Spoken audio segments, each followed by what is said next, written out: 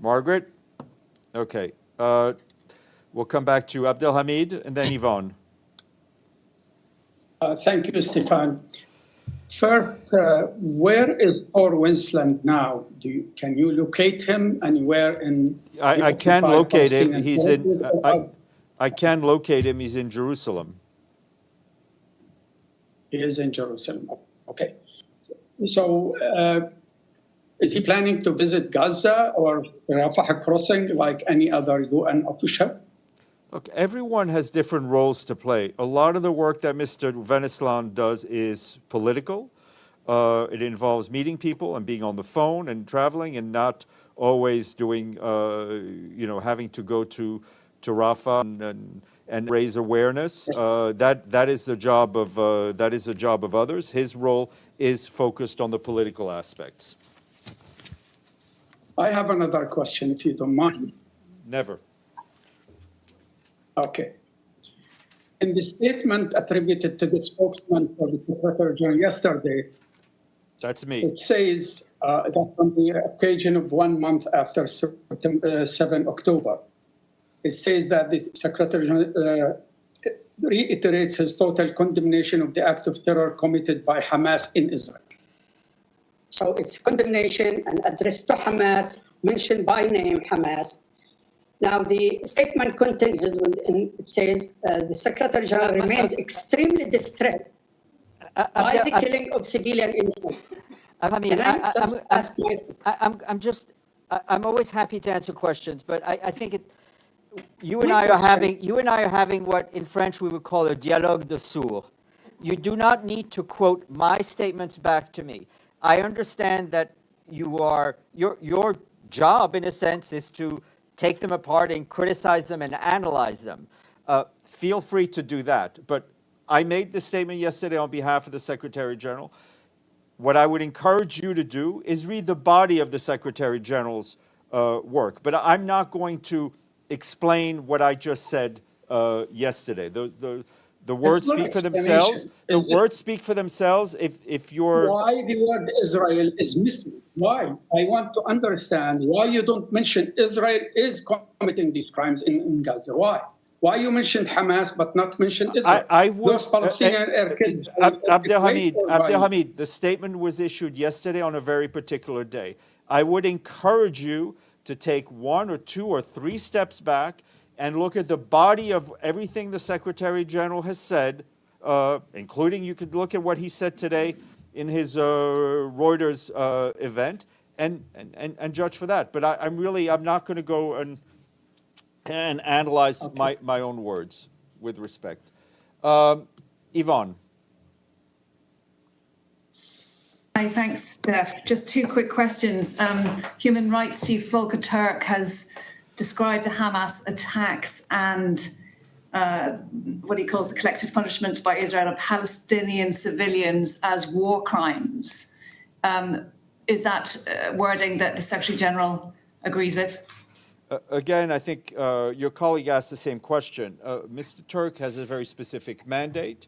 He works independently of the Secretary General. The Secretary General fully supports him in the work that he does, but it is not for him to bless or not bless the words that come out of the High Commissioner, who has, as I said, a very important independent role. And I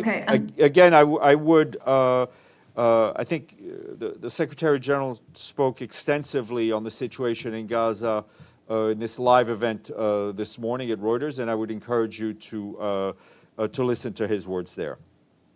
Okay, and sorry, one other quick question. Sorry if you addressed this at the beginning. I missed the beginning of the briefing, but Hamas says that UNRWA is complicit in forced displacement of Gazans. They say that UNRWA is colluding with Israel in the forced displacement of residents. Has there been any response to that? Have you got a response to that? What I can tell you is that UNRWA and the UN in general doesn't collude with anyone. Our only focus, and UNRWA's only focus, is to support the civilian population in Gaza in what is a horrendous and undescribable moment in their history, and we will continue to do that. Edie, then Deji, and then I may go. Two quick questions. The G7 met in Japan. Did the UN have anyone there ma'am. monitoring? Nobody? No. Okay, and secondly, going through the Rafah crossing, there haven't even gotten to 100 trucks a day. What is the UN understanding of what's blocking a significant increase in cross-border? I mean, the general situation, the conflict. I mean, you can imagine the people that have and the parties that have to agree to make this work better. It is a constant struggle on the part of our humanitarian colleagues to try to figuratively push the gates wider, to let in more trucks, to do whatever we can to increase that traffic. As we've been saying, you know, there were about 500 truckloads a day that went in before. A lot of that was commercial, and there was a huge commercial activity of import and export in Gaza. All of that has completely ceased. Deji. Very quick question. It's been reported that Israel and Hamas has been negotiating in the mediation of Qatar to try to release 10 to 15 Israeli hostages in exchange of 1 to 2 days temporary pause. Do you have any updates on this, or does No, the UN don't, involve in yeah. this negotiation? I don't have anything to share with you. It is clear that Qatar, and we've said this publicly, has a critical role to play on the issue, especially of hostages. We have remained in touch with all the parties on that issue as well, and the Secretary General very much so. Thank you all. And it's only Wednesday.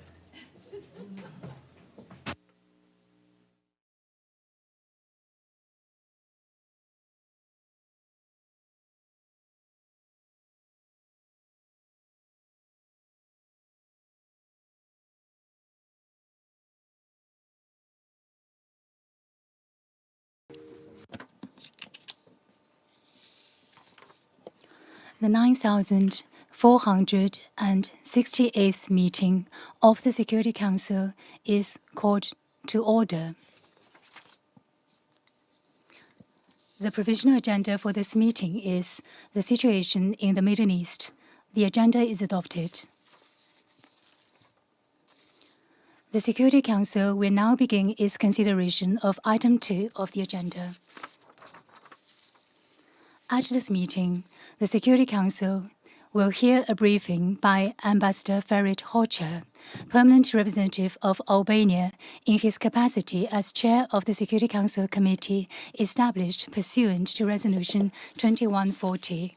I now give the floor to Ambassador Ferit Hoxha.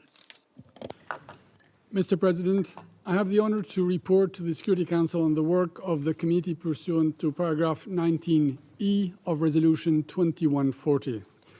The last briefing on the matter took place on 15 March 2023. As such, this briefing will cover the period from 16 March 2023 to date. Since my last briefing to the Council, the members of the committee have met 5 times in informal consultations. During the informal consultations held on 28 April, the committee received a presentation from the panel of experts on its program of work for the renewed mandate, which had begun on 29 March 2023 in accordance with Resolution 2675. On 16 May, the committee had heard presentations by a representative from the United Nations Verification and Inspection Mechanism for Yemen, UNVIM, and a representative from the United Nations Office for Project Services, UNOPS, on UNVIM's work. On 19 June, the committee heard a briefing by the Special Representative of the Secretary General for Children and Armed Conflict. On 20 July, the committee heard a presentation by the coordinator of the panel of experts on the panel's midterm update submitted in accordance with paragraph 3 of Resolution 2675 and discussed the recommendations contained therein for possible follow-up. On 1st November, The committee heard a presentation by the coordinator of the panel of experts on the panel's final report, which was submitted to the committee on 18 September 2023 in accordance with paragraph 3 of Resolution 2675. The report was transmitted to the Security Council on 2nd November and will be issued as document S/2023/833. The committee further discussed the 4 recommendations addressed to it and is currently considering follow-up action.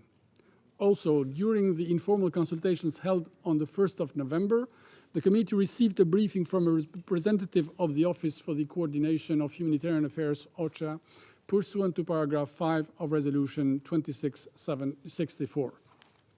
Mr. President, during the reporting period, the committee issued 4 press releases containing summaries of the informal consultations held on 28 April, 16 May, 19 June, and 20 July.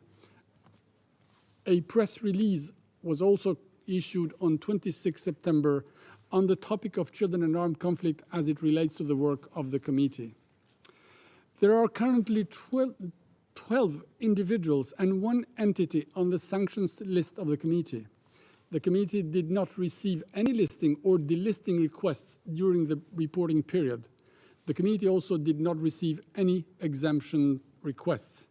Lastly, Mr. President, during the reporting period, the committee continued to receive vessel inspections reports for UNVIM. Sheshe. Thank you. I thank Ambassador Hoxha for his briefing. On behalf of the Council, I wish to thank him and commend him for his work as Chair of Committee 2140.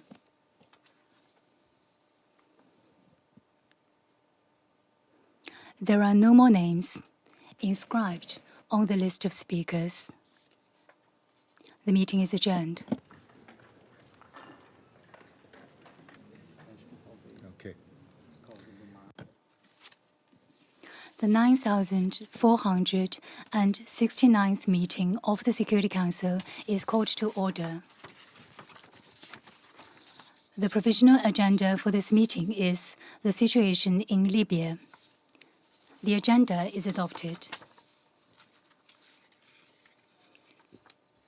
In accordance with Rule 37 of the Council's Provisional Rules of Procedure, I invite the representative of Libya to participate in this meeting. It is so decided.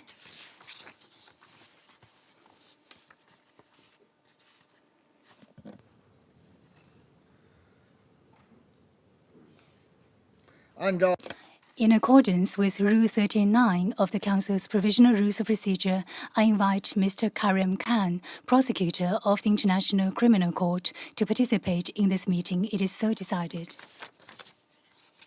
The Security Council will now begin its consideration of Item 2 of the agenda. I now give the floor to Prosecutor Karim Khan.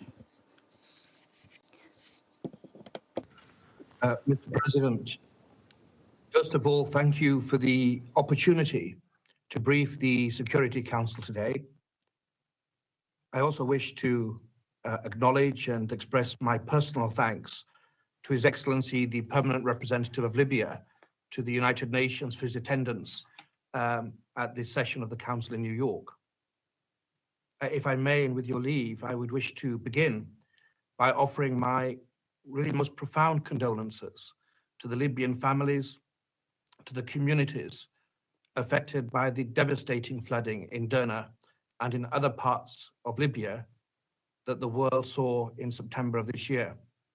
I am well aware that this has led to tragic loss of life of thousands of Libyans, destructions of hospitals, schools, residences and infrastructure. And this represented really further misery, further tragedy that the Libyan people have endured for years. And I simply wish to express my solidarity, my office's solidarity with the Libyan authorities and the people of Libya as they continue their recovery. Mr. President, distinguished delegates, it's now 18 months since in the 23rd report that I presented, that my office presented on the situation in Libya, wherein I set out a renewed plan of action. a completely new strategy through which we would seek to finally deliver on the hopes and the legitimate expectations of survivors in Libya. This plan reflected an overall approach that I have sought to introduce across the various situations addressed by my office, based upon a targeted, a field-focused, and indeed dynamic approach to investigations that seeks to fully harness cooperation with all stakeholders and which measures our progress based upon clear objectives. I am pleased to be able to confirm to the Council again today that we have made significant progress in the implementation of the strategic plan over the last 6 months. As reflected in my report, this has included a number of key steps towards the realization of the targets, the objectives that I set 18 months ago. To give an example, we have continued to accelerate our investigative activities. The team has undertaken in this reporting period over 15 missions in 3 regions, collecting over 4,000 items of evidence. This includes video evidence, audio material, forensic information, satellite imagery, as well as conducting numerous witness screenings and witness interviews. And I'm pleased to say we are reaching now key benchmarks as part of our key lines of inquiry that I set out 18 months ago. We've made particular progress with respect to the crimes related to the 2014-2020 period.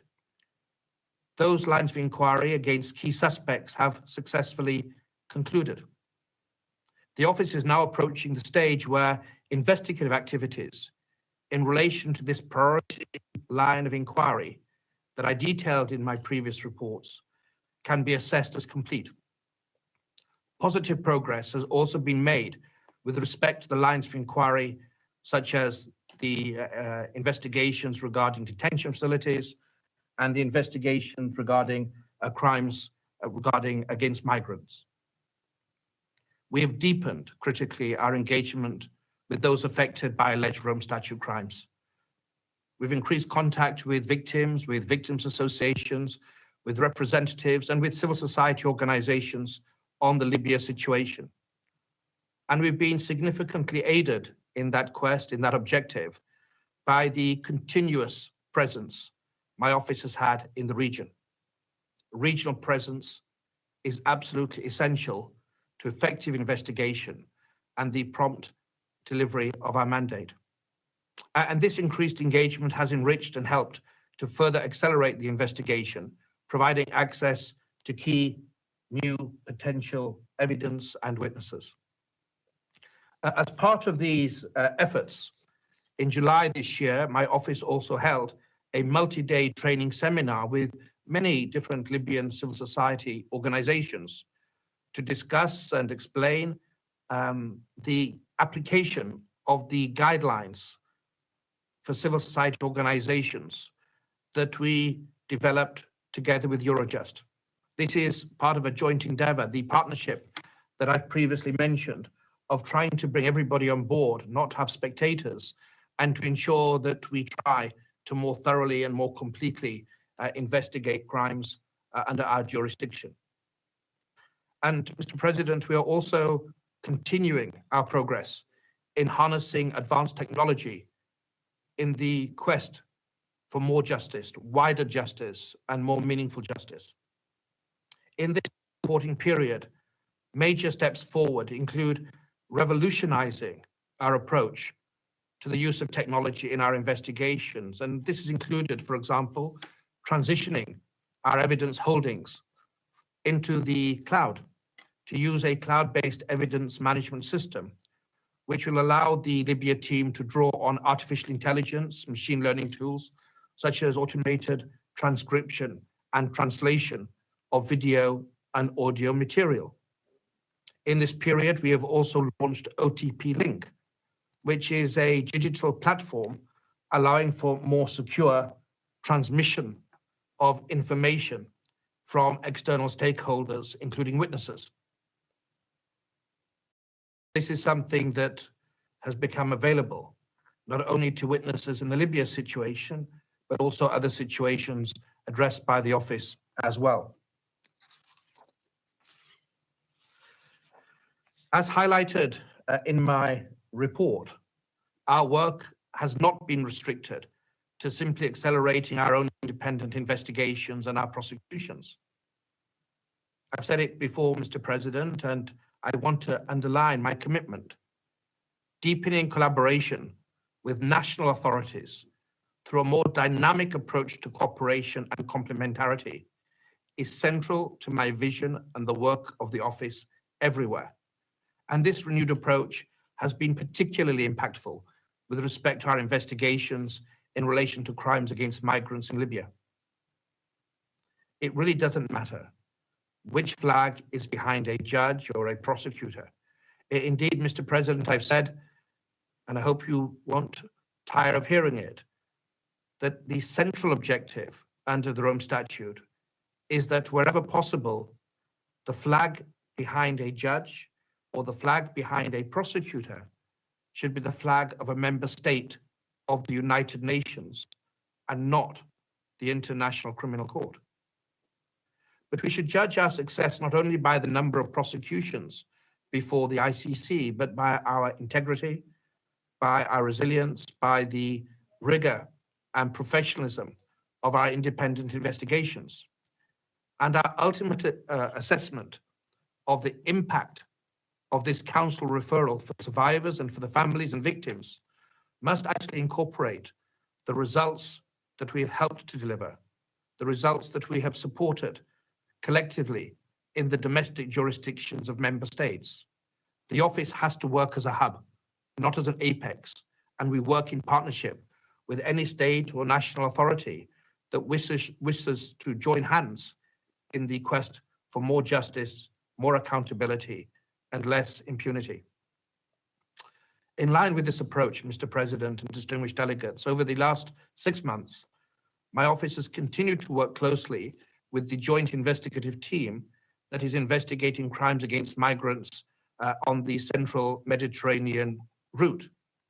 We joined that last year.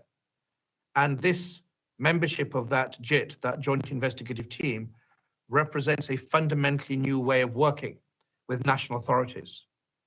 In the last 6 months, we have completed several joint investigative missions.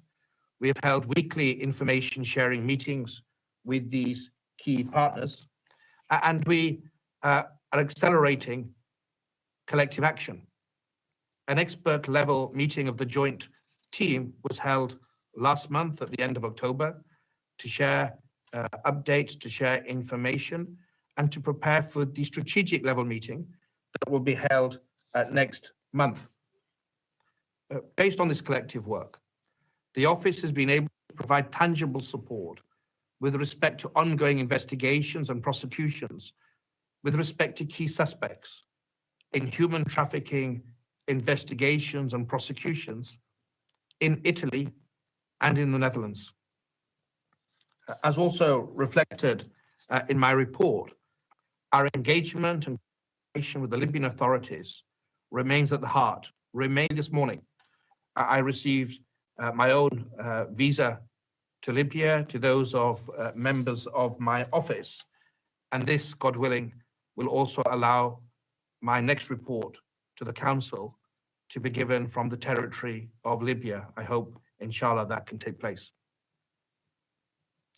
I'm pleased to confirm to the Council that cooperation will, I hope, form a solid basis for us to report on more significant progress over the next period.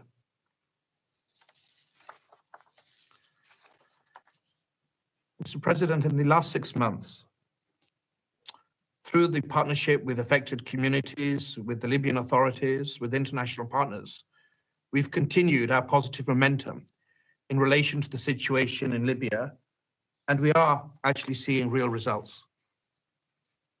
I wish to emphasize with the greatest of respect to the Council that we can't take this progress for granted.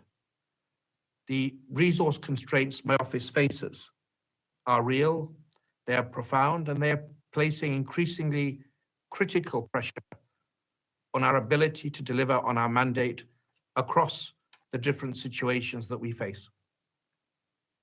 During the period, we have received valuable extra budgetary support from states that has benefited our work, including the secondment of national experts, for example, with specialism on sexual and gender-based crime, and the provision of financial contributions that have supported the technological reforms I've already referred to.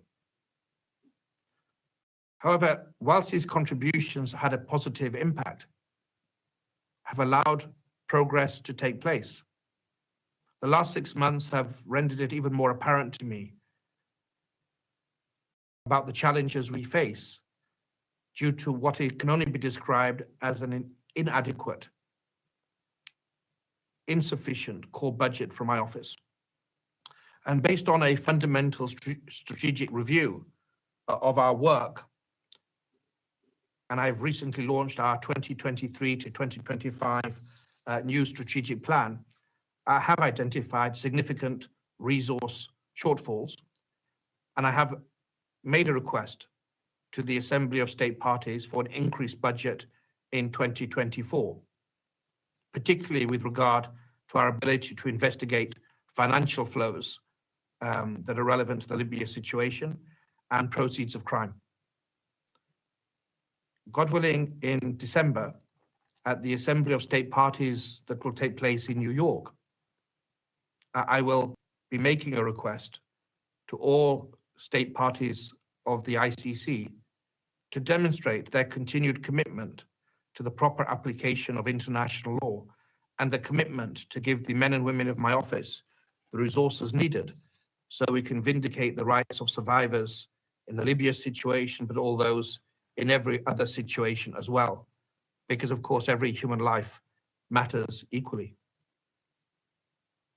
Mr. President, distinguished delegates, in my first briefings to you as prosecutor, I underlined that for survivors and for affected communities, for families, for those looking for their loved ones or those grieving the passing of their loved ones, I had to provide a clear vision as to what my office's ultimate collective goal was, pursuant to the mandate that you gave us, pursuant to Resolution 1970. And I made it very clear in my very first briefing to the Council, in the Sudan situation and in the Libya situation, that referrals cannot be a never-ending story. Through the new investigative strategy I have placed before the Council that I've touched upon today, I have sought to provide much greater clarity with regard to what we're doing, what we're focusing on. And whilst my hands are tied to some extent to what I can say publicly because of the duties of confidentiality I owe to the court and orders of the court, I am of the view that the results of this new strategic approach are significant and are clearly discernible. But as we continue to build on this momentum, it is critical that my office continues to proactively and meaningfully engage with this Council, with the government of Libya, and of course with survivors, to begin to chart a path that leads to the successful completion of our investigative activities in relation to the situation as a whole. The legal basis for my office to investigate crimes connected to this referral, underpinning the investigative strategy, is clear and it's ongoing. But this does not prevent us from setting out a course towards fulfillment of the core mandate that you tasked the ICC and my office to engage with, pursuant in 2011 to Resolution 1970. I believe it's essential that we pursue that path in order to enhance the trust between us and demonstrate a willingness and an ability and a roadmap to close the situation down in a way that ensures that we have discharged our responsibility as effectively as we can. This will require deeper engagement with national authorities based upon complementarity, whilst continuing to strengthening my ability, my office's ability, to prosecute those subject to public and non-public arrest warrants before the ICC. And reflecting this approach, and as noted in the report that you have before you, it is my intention, inshallah, to work in the next 6 months with relevant key stakeholders to prepare a plan for the completion of activities by the office pursuant to Resolution 1970. And I hope and will aim to be able to complete investigative activities in relation to the key lines of inquiry that I have previously detailed by the end of 2025. Now, whether that goal is achievable will depend on if we can collectively deliver on the plans outlined in the report, if the cooperation with Libya can move forward in the way that is necessary. But while we chart this path together, my office will continue with our activities pursuant to all our lines of inquiry, with commitment and with dedication in relation to the resolution that you've given us. In the coming months, I intend to continue to rely upon engagement and cooperation with you, with survivors, and with Libya and all international partners. If we work together, if we try to put the interests of victims first, if we believe that injustice is not inevitable, but justice is the birthright of every child, we will have a hope of improving the situation in Libya and discharging our responsibilities more effectively and more completely than maybe we have in the past. I really look forward to working together, Mr. President, with each and every member of the Council so we can meet, we can fulfill, we can strive and meet what are the legitimate expectations of the families and victims of Libya, the people of Libya, the hope and aspirations of the people of Libya, and of course, the trust that the Council gave to the ICC when this referral was made those years ago. Thank you so much for your time and attention.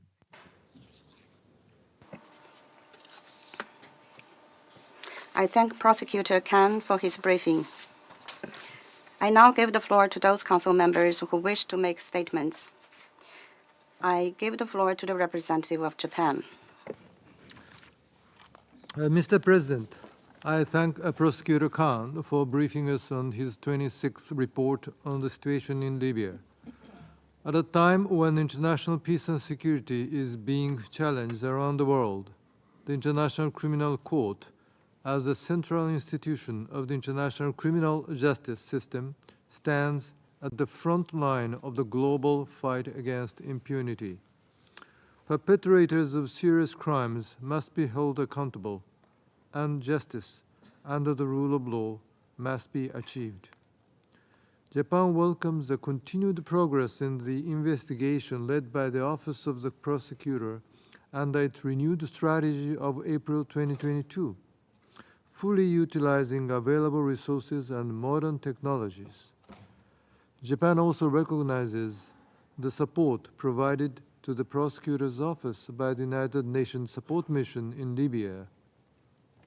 In particular, Japan takes note of the enhanced investigative activities regarding crimes against migrants with the engagement of relevant national authorities, other states, international and regional organizations, and civil society organizations. Japan is also encouraged to hear that investigations in relation to the 2014 to 2020 operation have moved toward the completion phase. Japan looks forward to the upcoming report to the Security Council outlining a potential roadmap towards this goal. On the other hand, it is a little bit unfortunate that cooperation with the Libyan authorities still falls short of our expectation. Japan calls on both the Libyan authorities and the ICC to rapidly resolve outstanding issues, including with regard to visas, in a positive way, so that the court can operate in Libya and carry out its necessary mission. Another challenge is the lack of major progress in the investigation into the 2011 violence, including the prosecution of Saif al-Islam Gaddafi. We look forward to seeing the court expedite its process. Mr. President, when Japan and Switzerland hosted the Area Formula meeting in July, many states called for further utilizing the Court for International Peace and Security and requested enhanced cooperation with the Security Council as well as with each member state. Japan proudly supports the Court by providing both human and financial resources, and we hereby reconfirm our unwavering commitment thereto. Japan stands ready to further engage with relevant member states and will continue our robust support for the crucial activities of the Court. I thank you. Thank you. I give the floor to the representative of Switzerland. Monsieur le Président, Mr. President, Switzerland thanks the prosecutor for his presentation and for submission of the 26th report on the situation in Libya. This report is a guarantee of transparency, and it gives us a clear and comprehensive account of the efforts of the office over the past 6 months in pursuance of the mandate issued under Security Council Resolution 1970. I wish to make 3 points. Firstly, we congratulate the Office of the Prosecutor on the consistent and meaningful progress made in the implementation of the renewed action strategy for Libya. Switzerland takes note with interest of the progress made in the 4 lines of investigation. The progress made in the investigation into crimes linked to operations in 2014 to 2020, which will soon be considered complete, is particularly noteworthy. We also welcome the emphasis placed on psychosocial support for victims, as well as support for witnesses in terms of security and medical assistance, including with the assistance of national authorities. And we welcome the prosecutor's indication that the office will be, in its next report, able to present a potential roadmap for the completion of the office's activities in accordance with Resolution 1970. This announcement attests to the office's commitment to carrying out its activities in accordance with clear and concrete objectives. Secondly, Switzerland supports the court's effort to digitalize, thereby contributing to its openness to new technologies in order to enhance its efficiency. Taking advantage of new technologies while preserving its integrity will enable the court to optimize efficiency. We also take note of the digitalization of evidence and the launch of a digital platform. By enabling the exchange of communications, the court contributes to the security and safety of victims, witnesses, and civil society organizations. In this context, we stress that data security and the protection of judicial infrastructure are of paramount importance. We condemn all the more strongly the cyber attack to which the court fell victim this past summer. Furthermore, for the court to be able to carry out its mandate effectively, its independence and impartiality must be preserved. To do so, we wish to stress the importance of providing the court with human and financial resources that are commensurate with the tasks incumbent upon it. Thirdly, cooperation is key to enabling the court to fulfill its mandate.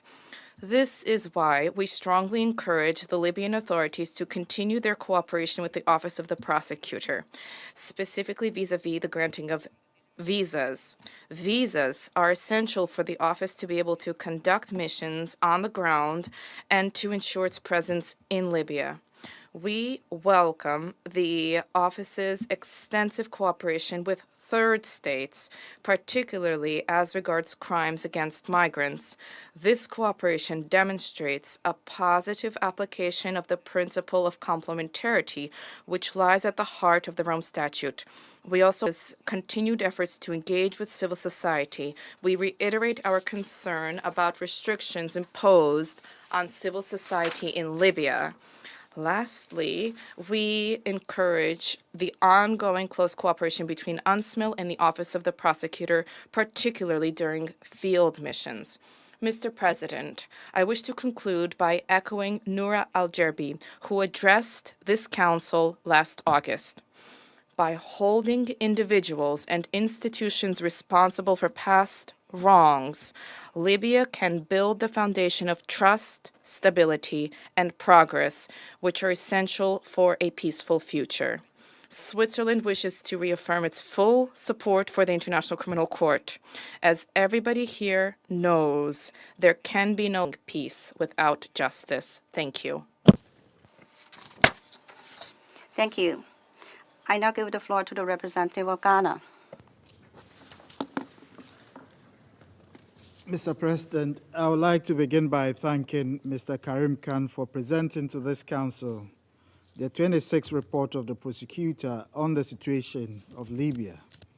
I also acknowledge the presence of Ambassador Taha El-Soni of Libya and note his attribution to the Council's consideration of this matter.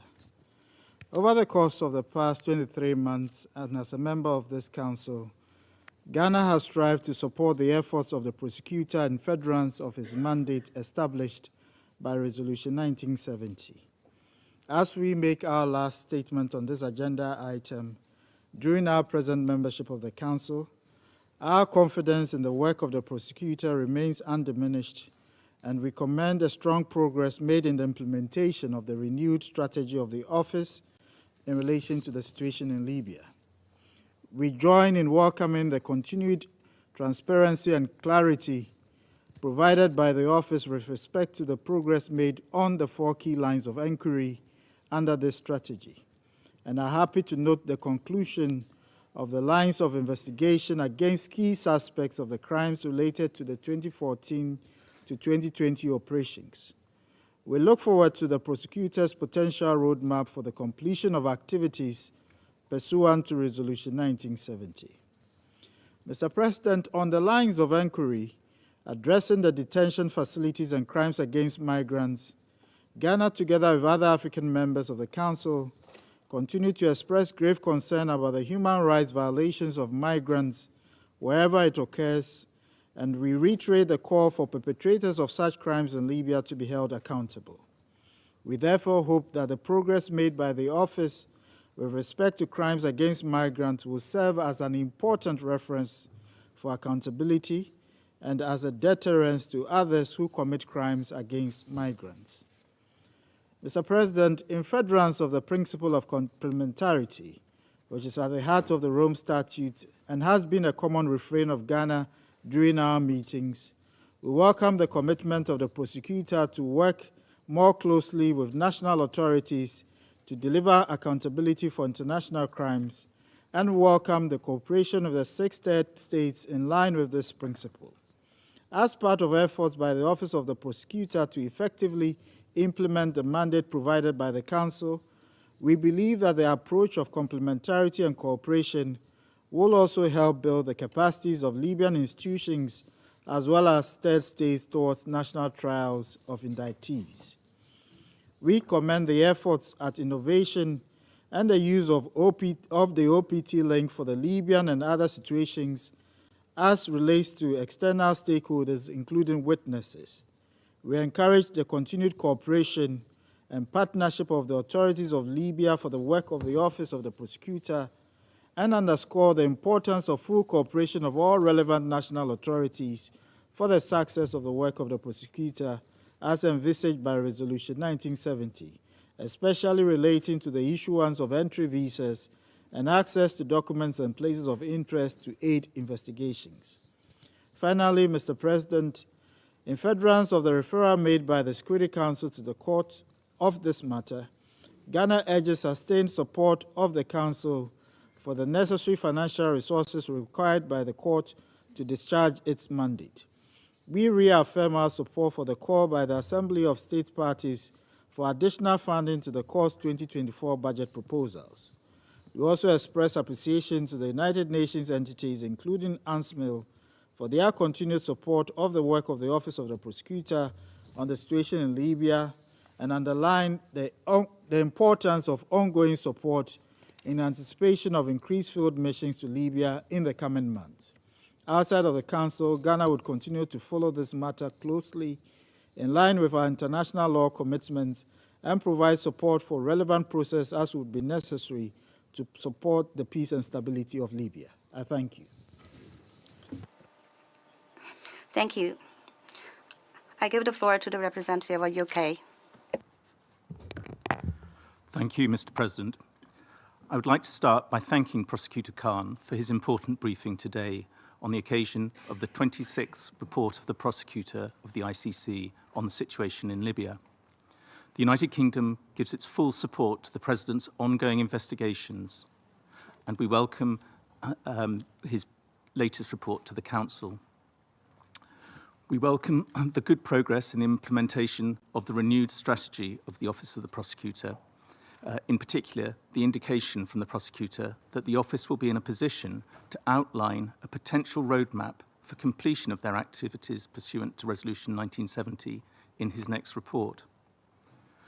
We welcome the update from the Prosecutor on the 4 key lines of inquiry in the strategy.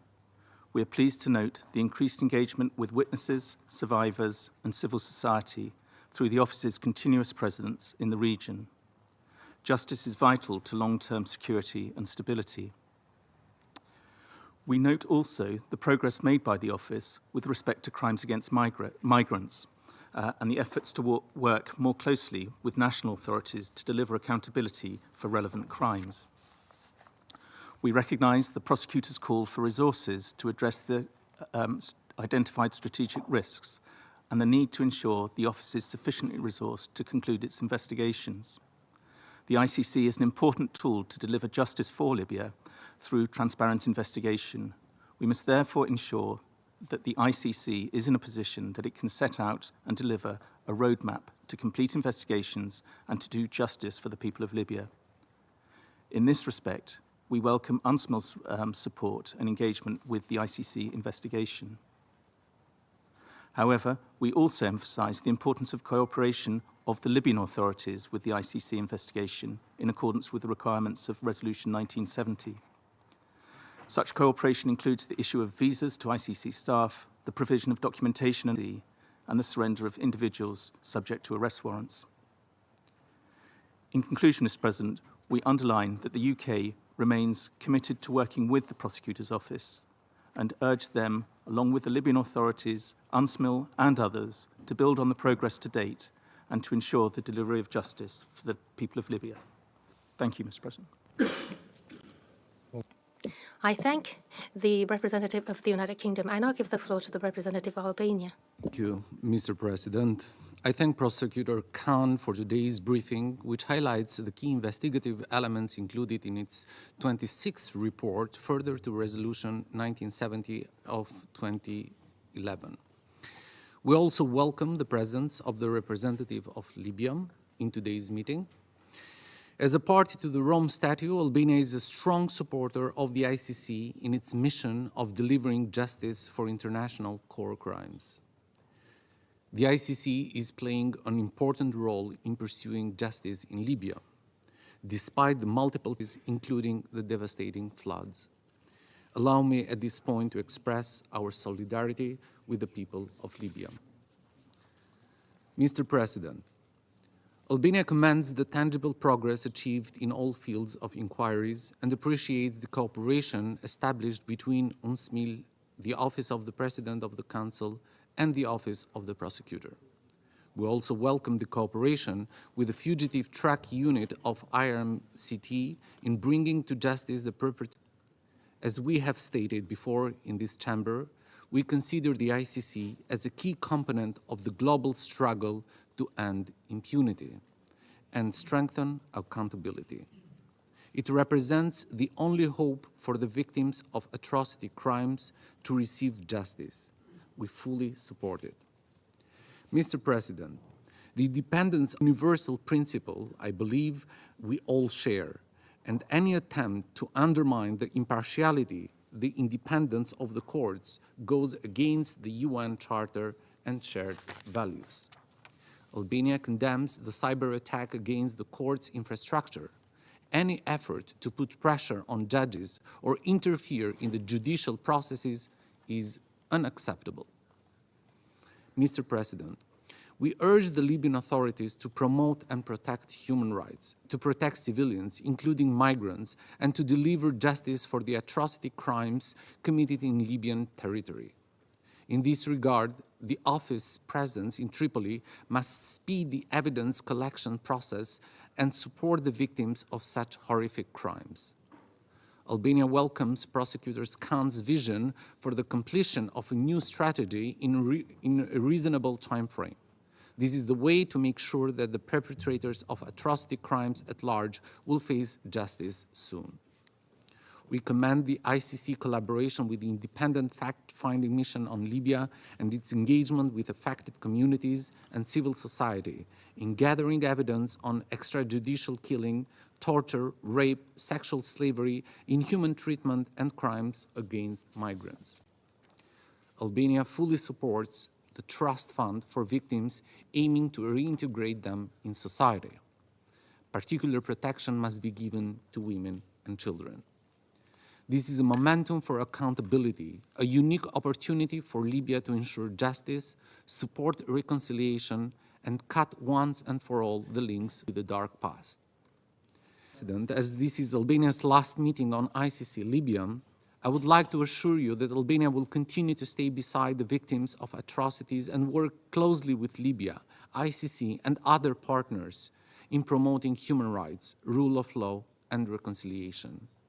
Delivering justice and accountability are preconditions for lasting peace, security, and development in Libya and elsewhere. Thank you, Mr. President. I thank the representative of Albania. I now give the floor to the representative of UAE. السيد الرئيس أرحب Mr. President, at the outset, I welcome the prosecutor of the International Criminal Court, Mr. Karim Khan, and I would like to thank him for his briefing today. I also welcome the participation of the permanent representative of Libya, Ambassador Taher al-Sunni, in our meeting today. Mr. President, the Libyan people continue to suffer from the massive devastation caused by the floods last September. The must consider how we can best help the Libyan people recover, and how we can build on the solidarity and unity they have shown to regain momentum in the political process and achieve political settlement that is Libyan-led and Libyan-owned, in which accountability and transitional justice are key elements. In this regard, we emphasize that it is the primary responsibility of sovereign states to prevent and address crimes committed in their territory and jurisdictions, including atrocity crimes. A strong national accountability system is the best way to ensure the rule of law, fight impunity, and provide care for victims.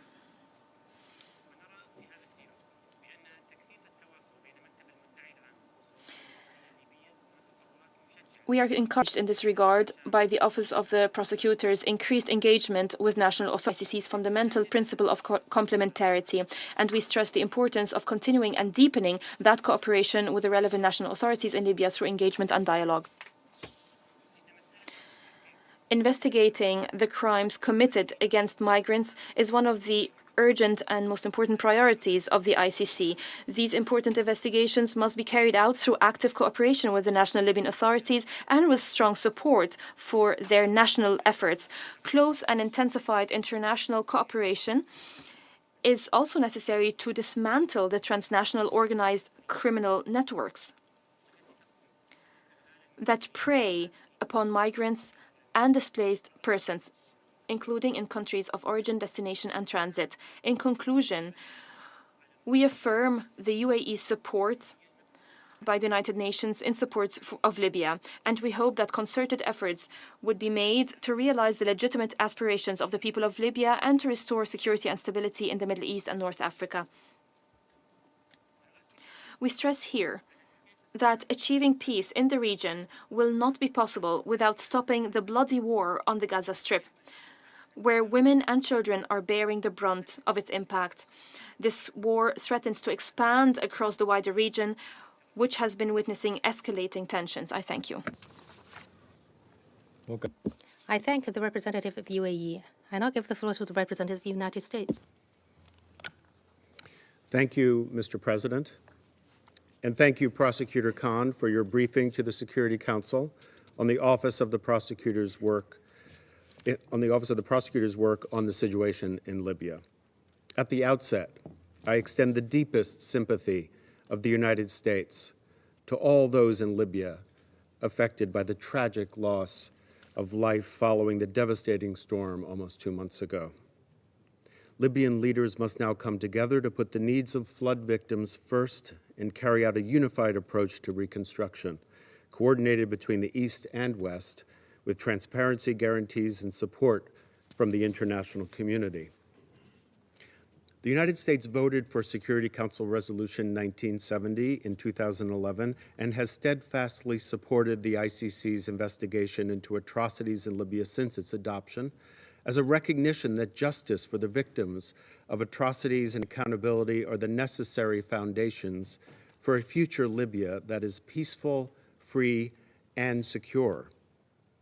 We commend the extraordinary dedication of the Office of the Prosecutor's staff and its sustained efforts to investigate and prosecute those most responsible for the atrocities committed in Libya against the Libyan people and migrants since February 2011.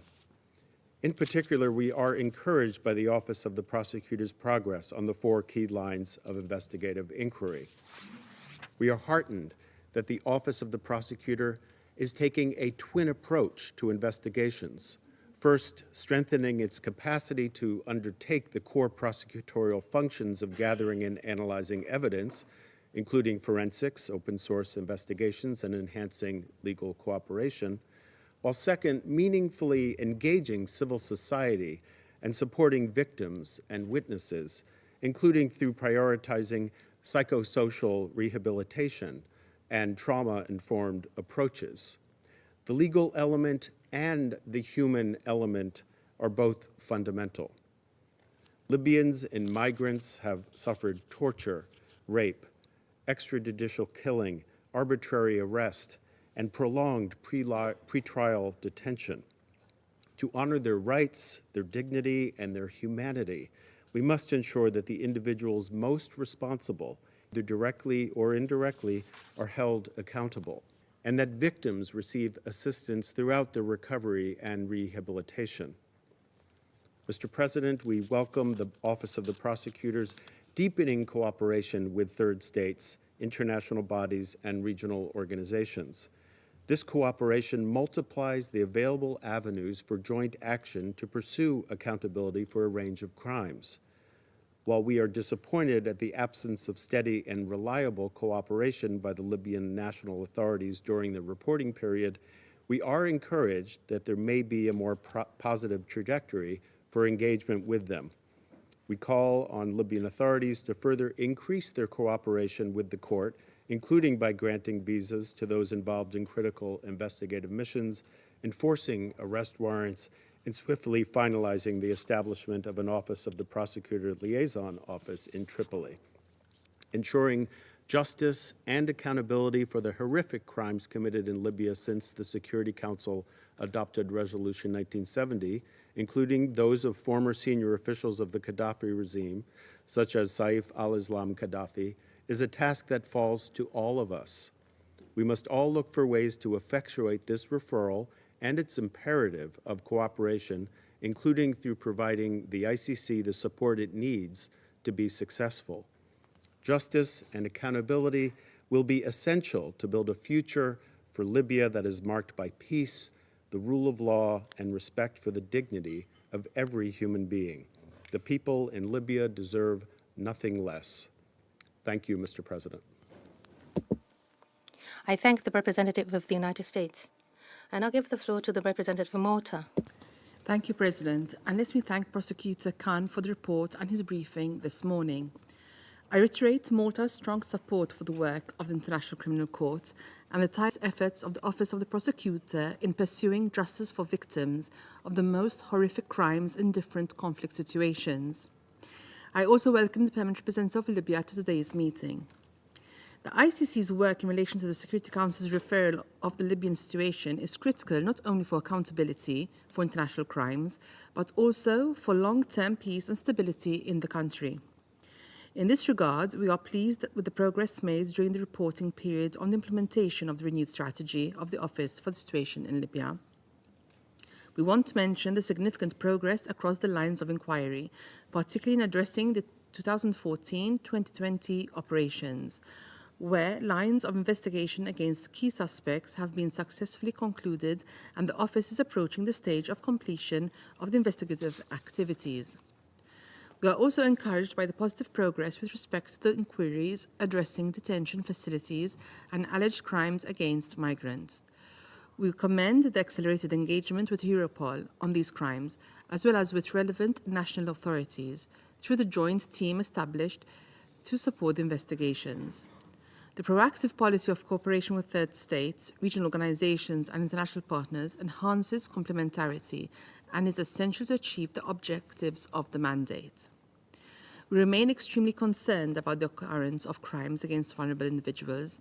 In this regard, we welcome the appointment of a second investigator specialized in sexual and gender-based crimes, and the Office's increased engagement with the victims associations and representatives, other civil society organizations, and human rights activists, inside and outside Libya. We call for effective psychological and rehabilitative assistance to victims and reiterate the importance that the assistance is age-appropriate, survivor-centered, and gender-responsive. Malta acknowledges the continued assistance provided by UNSMIL to the Office. We underline the importance of this ongoing support in anticipation of increased field missions to Libya in the coming months. We are also encouraged by the renewed commitment of relevant Libyan authorities to facilitate the Office's access to Libya. We hope this will accelerate cooperation in the coming months. Such cooperation is essential to enhance accountability, complementarity, and bring justice closer to the victims. President, the situation in Libya is one that continues to warrant the international community's focus and support. Libya's enduring political impasse continues to foster instability.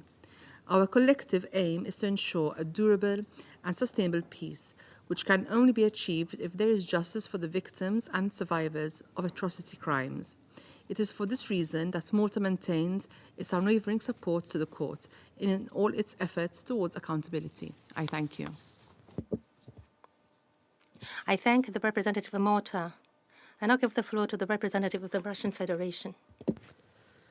Mr. President, our position regarding the ineffective politicized activities of the so-called International Criminal Court and its so-called prosecutor was set out in an exhaustive way during the last Security Council meeting on this matter.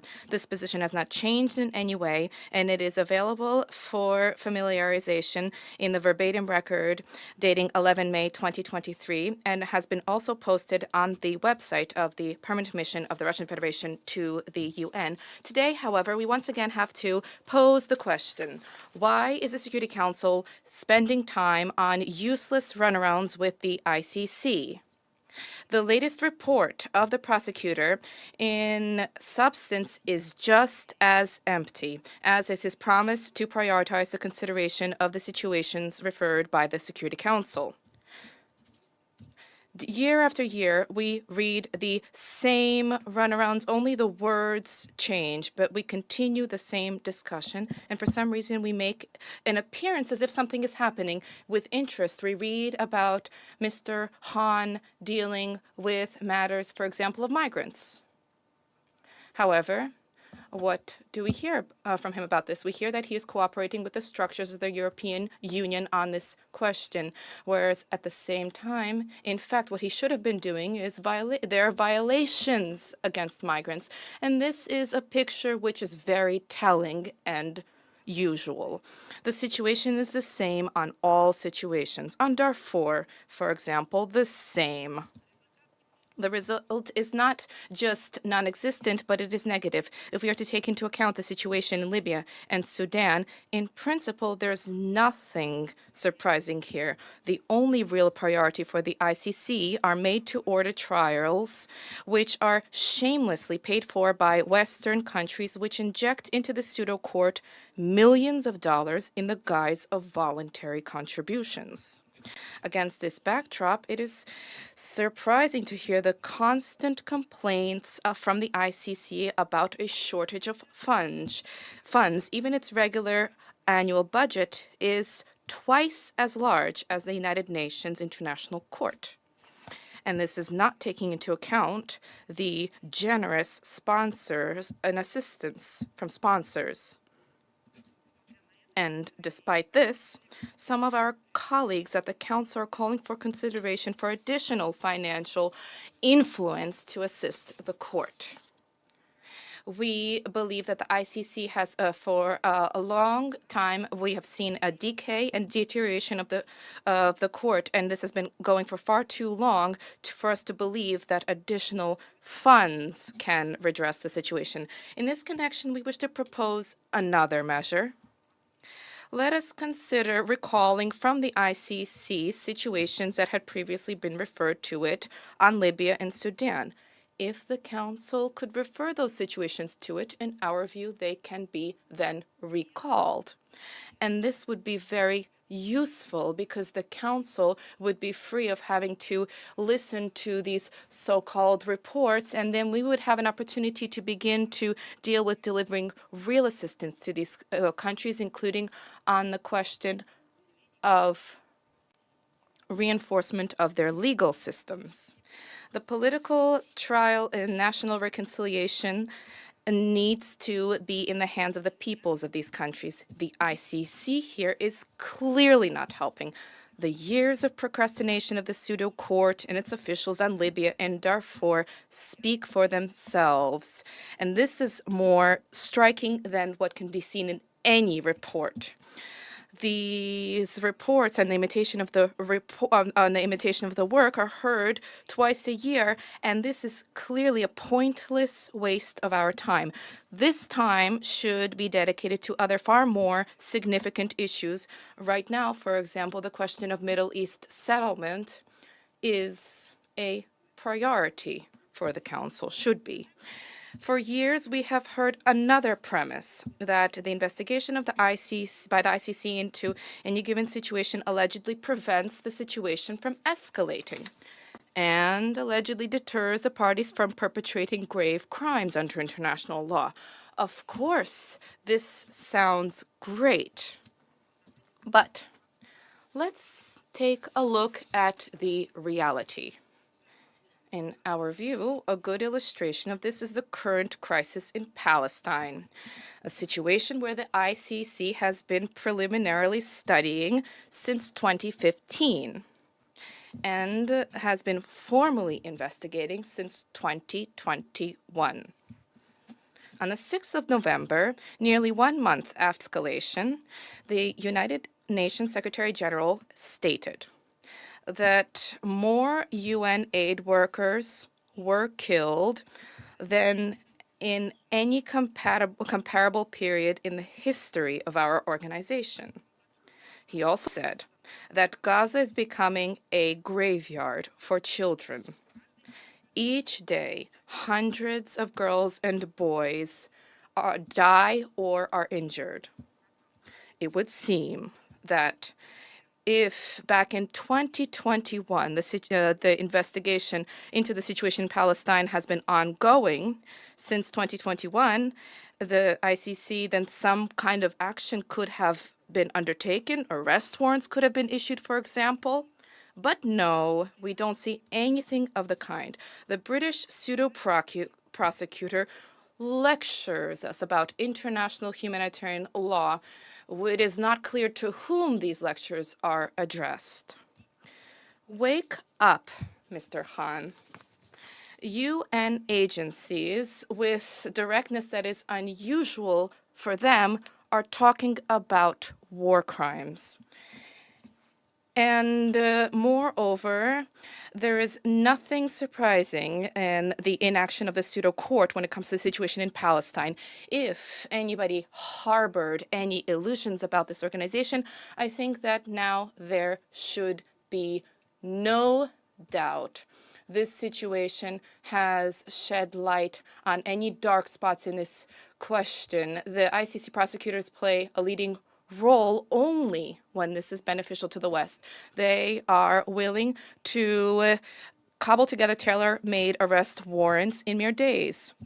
For an additional payment, they can time them to coincide with the issuance, with a specific event. If you wish to whitewash the NATO aggression against Libya, go ahead. If you wish to detract attention from the Russia-Chinese summit or the BRICS summit, here you have another phony warrant.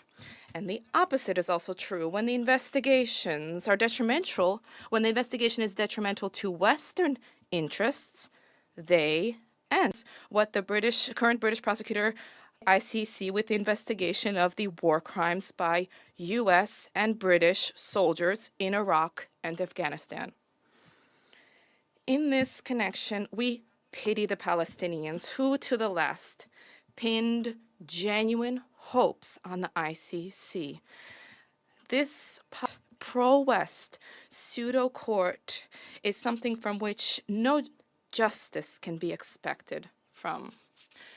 The present-day ICC is not just a bottomless abyss for financial resources, not just a symbol of empty hopes and wasted time. This is a living illustration of decay and deterioration of international criminal justice.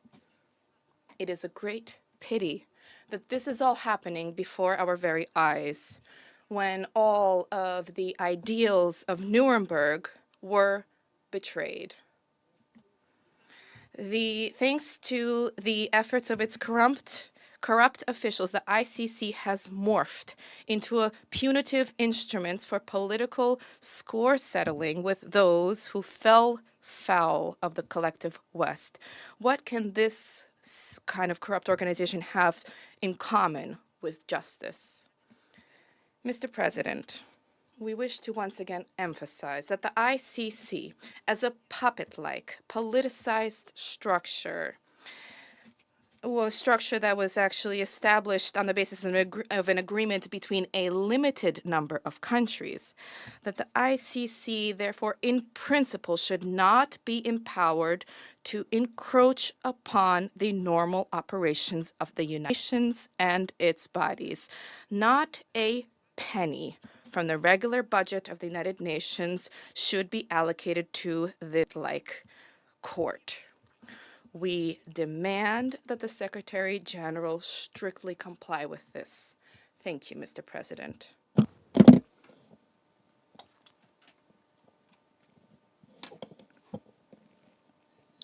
Thank you. I now give the floor to the representative of Brazil. Thank you, Mr. President. I thank the prosecutor of the International Criminal Court for his briefing on the 26th report on the situation in Libya. I also welcome the permanent representative of Libya to today's meeting. Complementarity is one of the cornerstones of the Rome Statute system. It is a primary duty of states to exercise their criminal jurisdiction over those responsible for serious crimes. Only when the state is unable or unwilling to fulfill its duties can the International Criminal Court be called into action. Brazil welcomes the efforts of the Office of the Prosecutor to strengthen cooperation with Libyan national authorities. Resolution 1970 recognizes that states not parties to the Rome Statute have no obligation under the statute. At the same time, in this Chapter 7th resolution, the Council decided that the Libyan authorities shall cooperate fully with the court and the prosecutor. We note with appreciation the Office's comments that recent engagements with the Libyan authorities have reflected a more positive trajectory. Resolution 1970 also urged all states and concerned regional and other international organizations to cooperate fully with the court and the prosecutor regarding the situation in Libya. As a treaty-based tribunal, Cooperation between states parties is of the utmost importance in order to allow the court to exercise its functions. Since the court has no enforcement instruments, it relies solely on the cooperation of states. Such requests for cooperation by the court shall be fully consistent with the Rome Statute and relevant resolutions of the Security Council. Mr. President, in promoting accountability for the most serious crimes under international law, we should not be guided by politicization, but rather by the purpose of providing justice to the victims.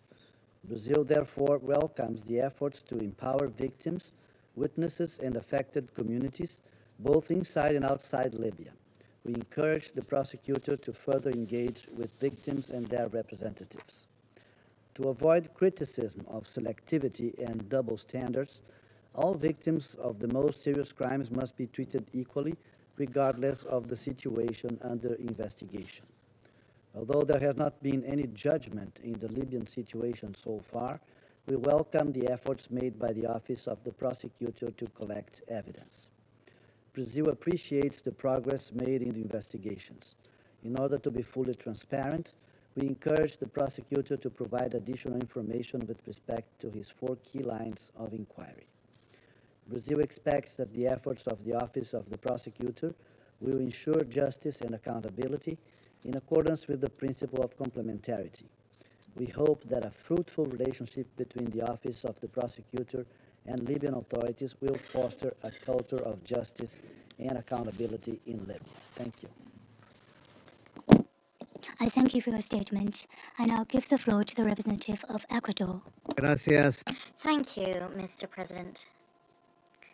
My delegation thanks the prosecutor of the International Criminal Court and his team for the presentation of the 26th report on the situation in Libya.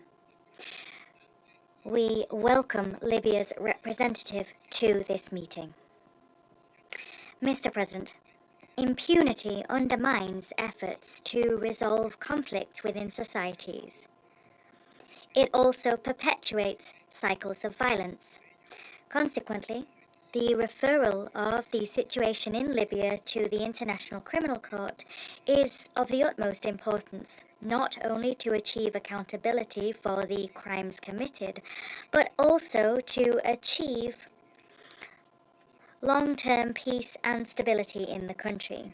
Against this backdrop, my delegation will refer to 3 points made in the report. Firstly, that progress has been achieved across the 4 lines of inquiry proposed within the renewed strategy for action that was presented in April 2022.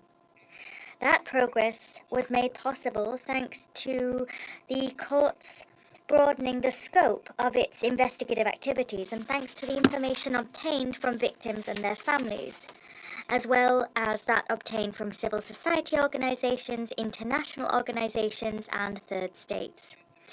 Among the progress made, we wish to highlight the strengthening of evidence collection in relation to crimes committed in detention centers.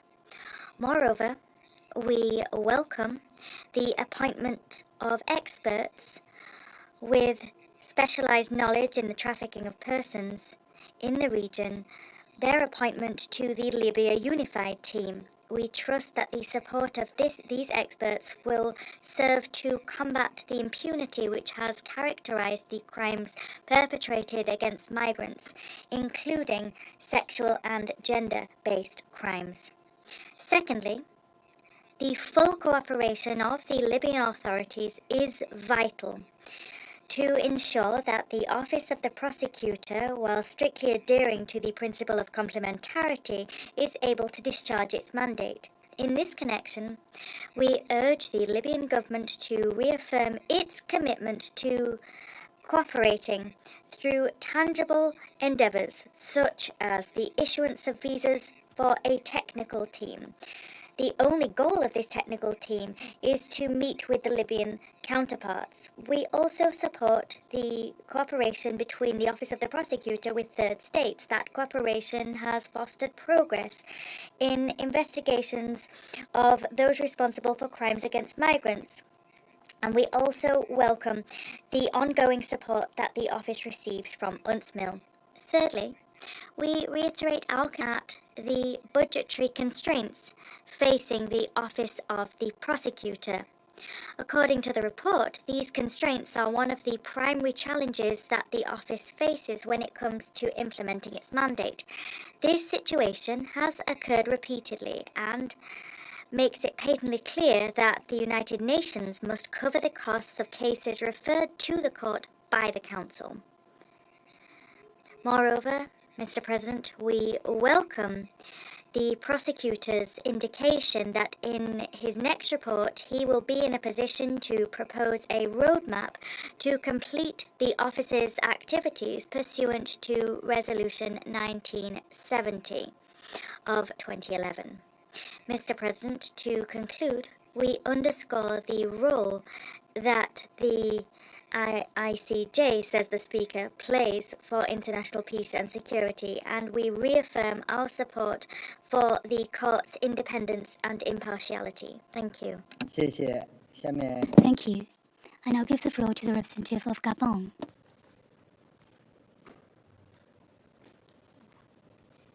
Je vous remercie, Monsieur le Président. Je vous félicite pour l'initiative. Thank you, Mr. President. I welcome the initiative of convening this debate, and I thank the prosecutor of the ICC, Mr.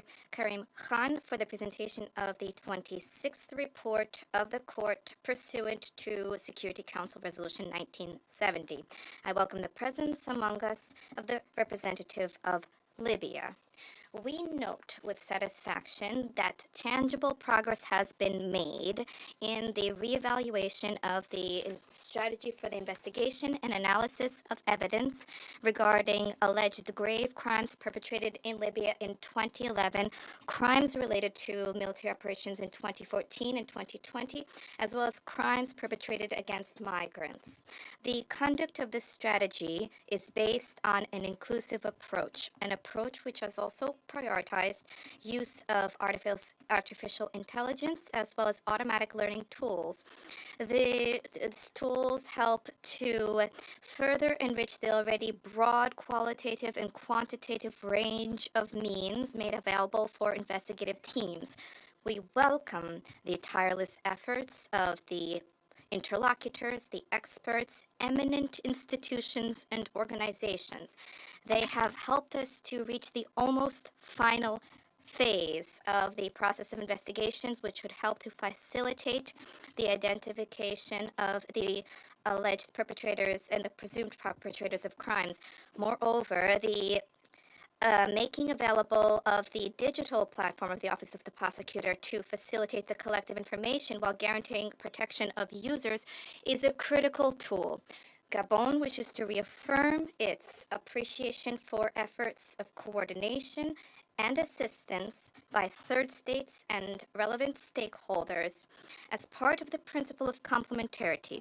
This has helped to facilitate the establishment of evidence, specifically in the case of crimes committed against migrants.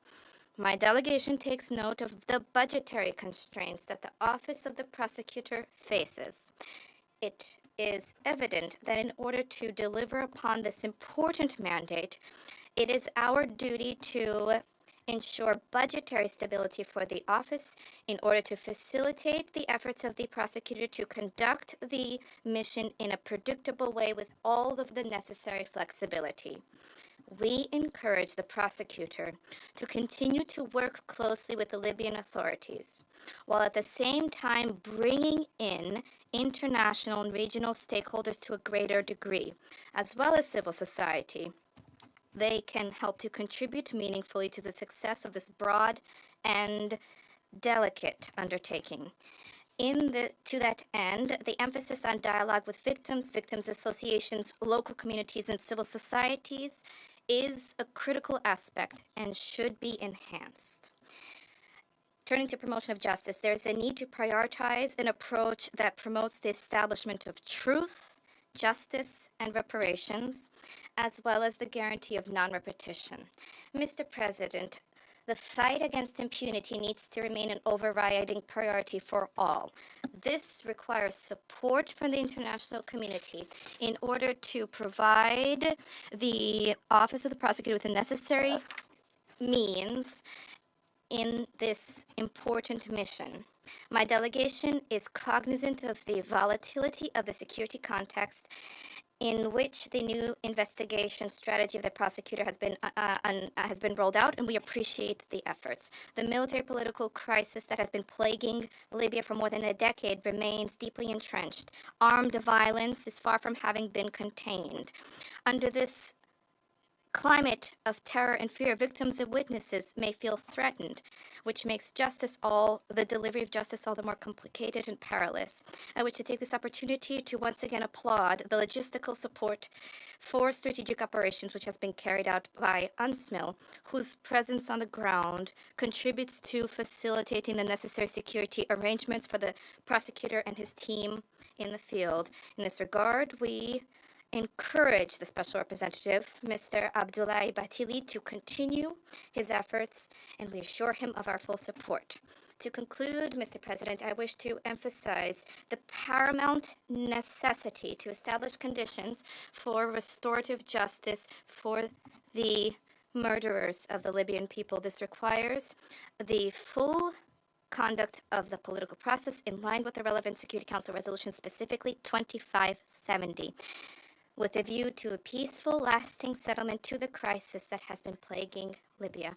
And given that this is our last participation in the briefing of the prosecutor on Libya, I wish to take this opportunity to reiterate our support for the efforts of both the prosecutor and his team with a view to the establishment of the facts as part of the fight against impunity. Thank you.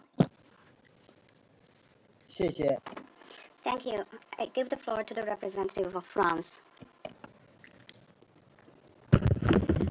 I wish to thank you, Mr. President. On behalf of my delegation, I wish to thank Prosecutor Karim Khan for the presentation of his 26th report on Libya.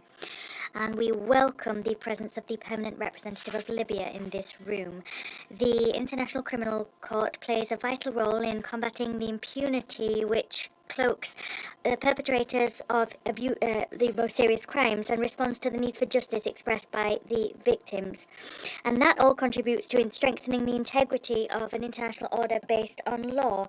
We are committed to supporting and defending the principles and values enshrined by the Rome Statute and to preserving the integrity of that text. Here, France condemns the cyber attack which recently targeted the ICC. That was an unacceptable act which hindered the proper administration of justice.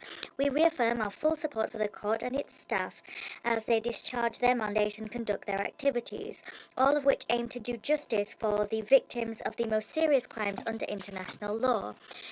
In line with its constant position and cognizant of the challenges that the court must face, France will continue to support the work of the court by providing political, operational, human and financial support. In this connection, France takes note of the Office of the Prosecutor's request for its budget to be increased so it can effectively address the risk pinpointed in its new strategy in relation. And these risks were outlined in the strategy on Libya presented to the Council in April 2022 in the 23rd report. These budgetary increases are needed so that the court's capacity to discharge its mandate is not undermined. Turning now to the 4 principal lines of inquiry outlined in the strategy, France welcomes the progress made on these lines of inquiry, namely when it comes to crimes that were committed during the operations 2014 to 2020. This work is on the point of completion. We note that the Bureau intends to soon be in a position to outline a roadmap for the completion of its activities pursuant to Resolution 1970 in its next report. Combating impunity for the crimes committed in Libya will only be possible with active cooperation between the court and national authorities. Here, France takes notes of the fact that the floods of September last had an impact on a number of operational missions that could have, without the floods, been conducted by the court. We take this opportunity to convey our deepest condolences to the families of the victims of this disaster, and we guarantee them of our support. Despite this tragedy, Mr. President, France notes the efforts undertaken by the office to strengthen and improve cooperation with the Libyan authorities. We particularly note progress made by the Bureau when it comes to the detention centres and crimes perpetrated against migrants. This progress was the fruit of close cooperation. The arrest and prosecution of key suspects in crimes committed against migrants in Libya by competent national authorities, including using information, evidence, and guidelines issued by the Office of the Prosecutor, must be welcomed. We continue to encourage Libyan authorities to cooperate with the Bureau, together with the new Dutch ambassador recently appointed to Libya, particularly when it comes to access to documentation necessary for investigations. This is also vital when it comes to cooperating with competent technical authorities, the issuance of visas, or heeding requests for assistance made by the Bureau. The Libya Unified Team is vital, and the intention to establish a liaison office in Tripoli is also vital and must be encouraged. We note the strengthened assistance in Libya and the increased engagement between the court and victims, witnesses, and communities affected. And we also note the Bureau's efforts to cooperate more closely with civil society organisations. There was a seminar recently held for civil society on the guidelines for documenting international crimes and human rights violations. This work must continue and discussions must be stepped up with civil society organisations. Mr. President, the most serious crimes committed in Libya since 2011 must all be investigated and prosecuted. These include crimes committed by Daesh and crimes against migrants and refugees. Assistance provided in this field to the office by international and regional organizations, as well as by civil society representatives operating in Libya, is invaluable. France also welcomes the investigative activities and international cooperation with third states and international agencies. We hail the various entities of the United Nations, and namely UNSMIL and the Independent Mission of Inquiry on Libya.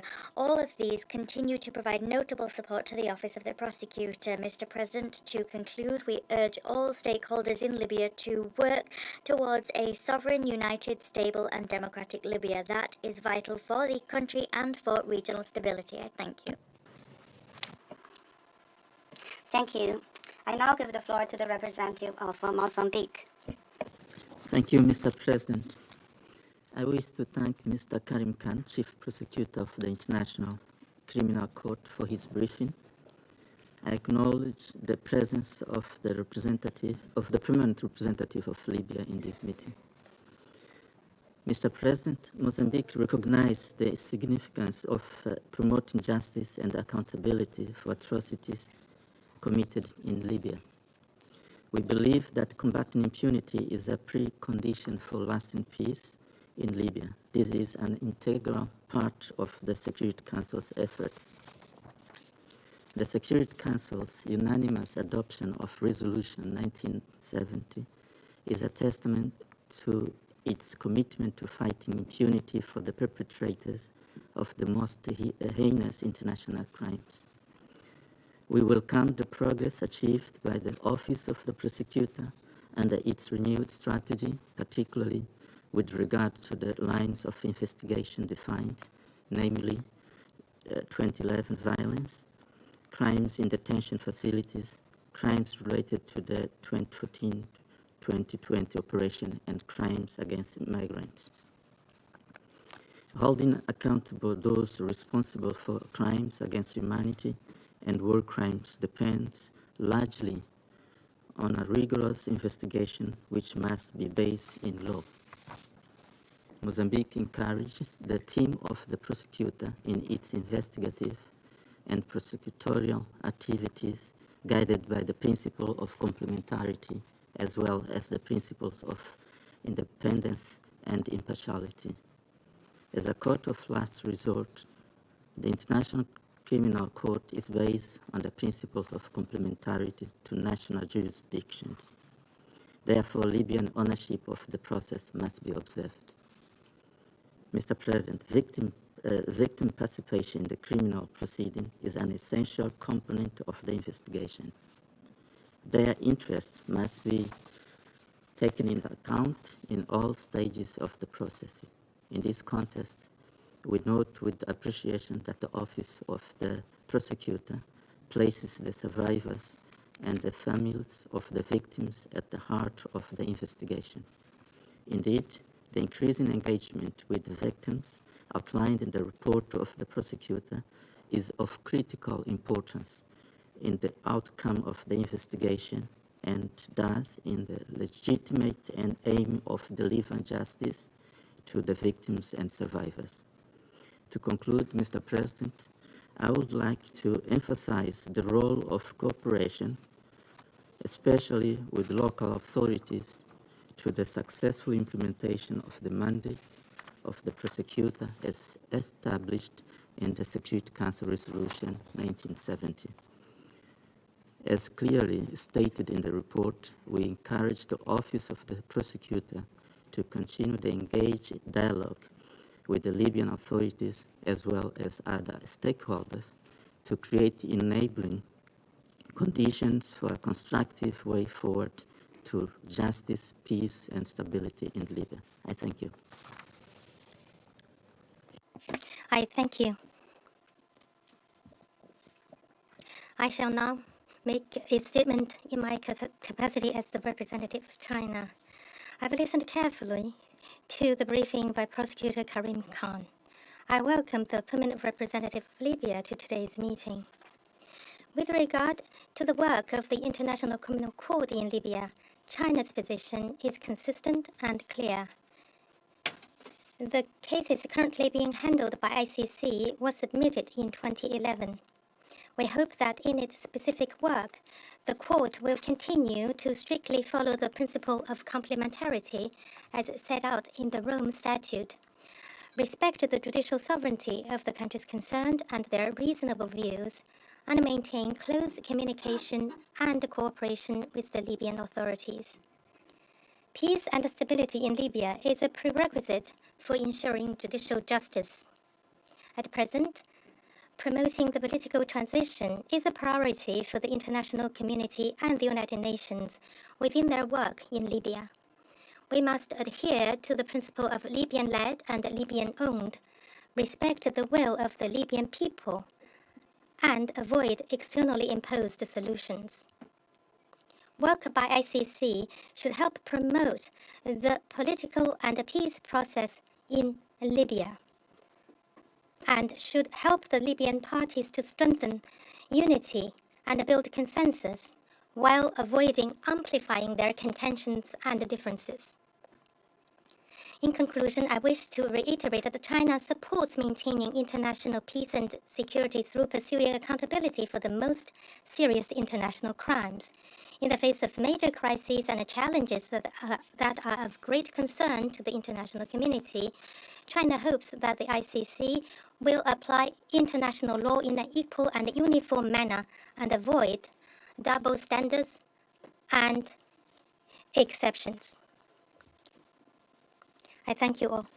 I now resume my function as the President of the Council. I now give the floor to the representative of Libya. Mr. President, at the outset, I congratulate you on assuming the presidency of the Council for this month, and I wish you luck.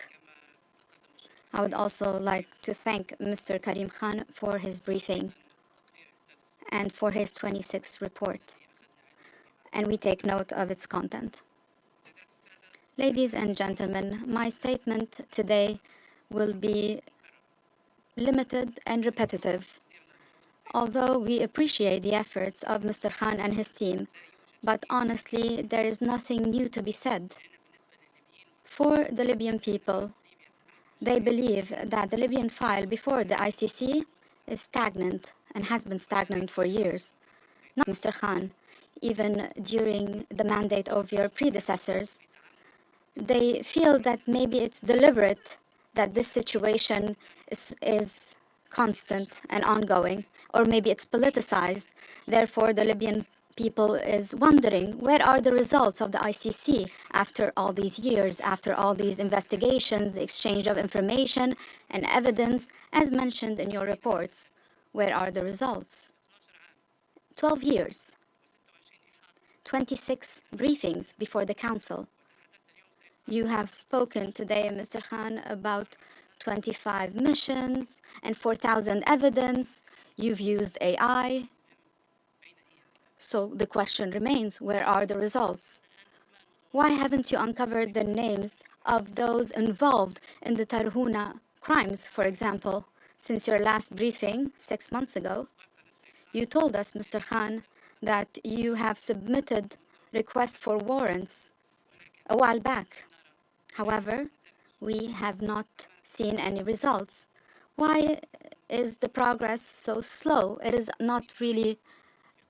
We do not understand why the progress has been so slow by the ICC, while we have seen record speed in uncovering names in other situations and in surrendering these persons to the ICC. We have welcomed the efforts of Mr. Khan and his team and the strategy that he has prepared. We also welcomed his visit last year to Libya. We saw this visit as strengthening cooperation between Libya and the ICC, especially to assess the situation on the ground, to listen to the victims' families. We appreciate especially his visit to Tarhuna in order to look at the tragedy of the mass graves. Libya is committed to holding accountable all those who perpetrated crimes and atrocities according to our national laws, sooner or later, and notwithstanding the challenges. Therefore, administering justice on Libyan soil, this is a sovereign competency and our national judicial jurisdiction. And we remain committed to that. The Libyan judiciary is committed to fair and impartial trials to all suspects.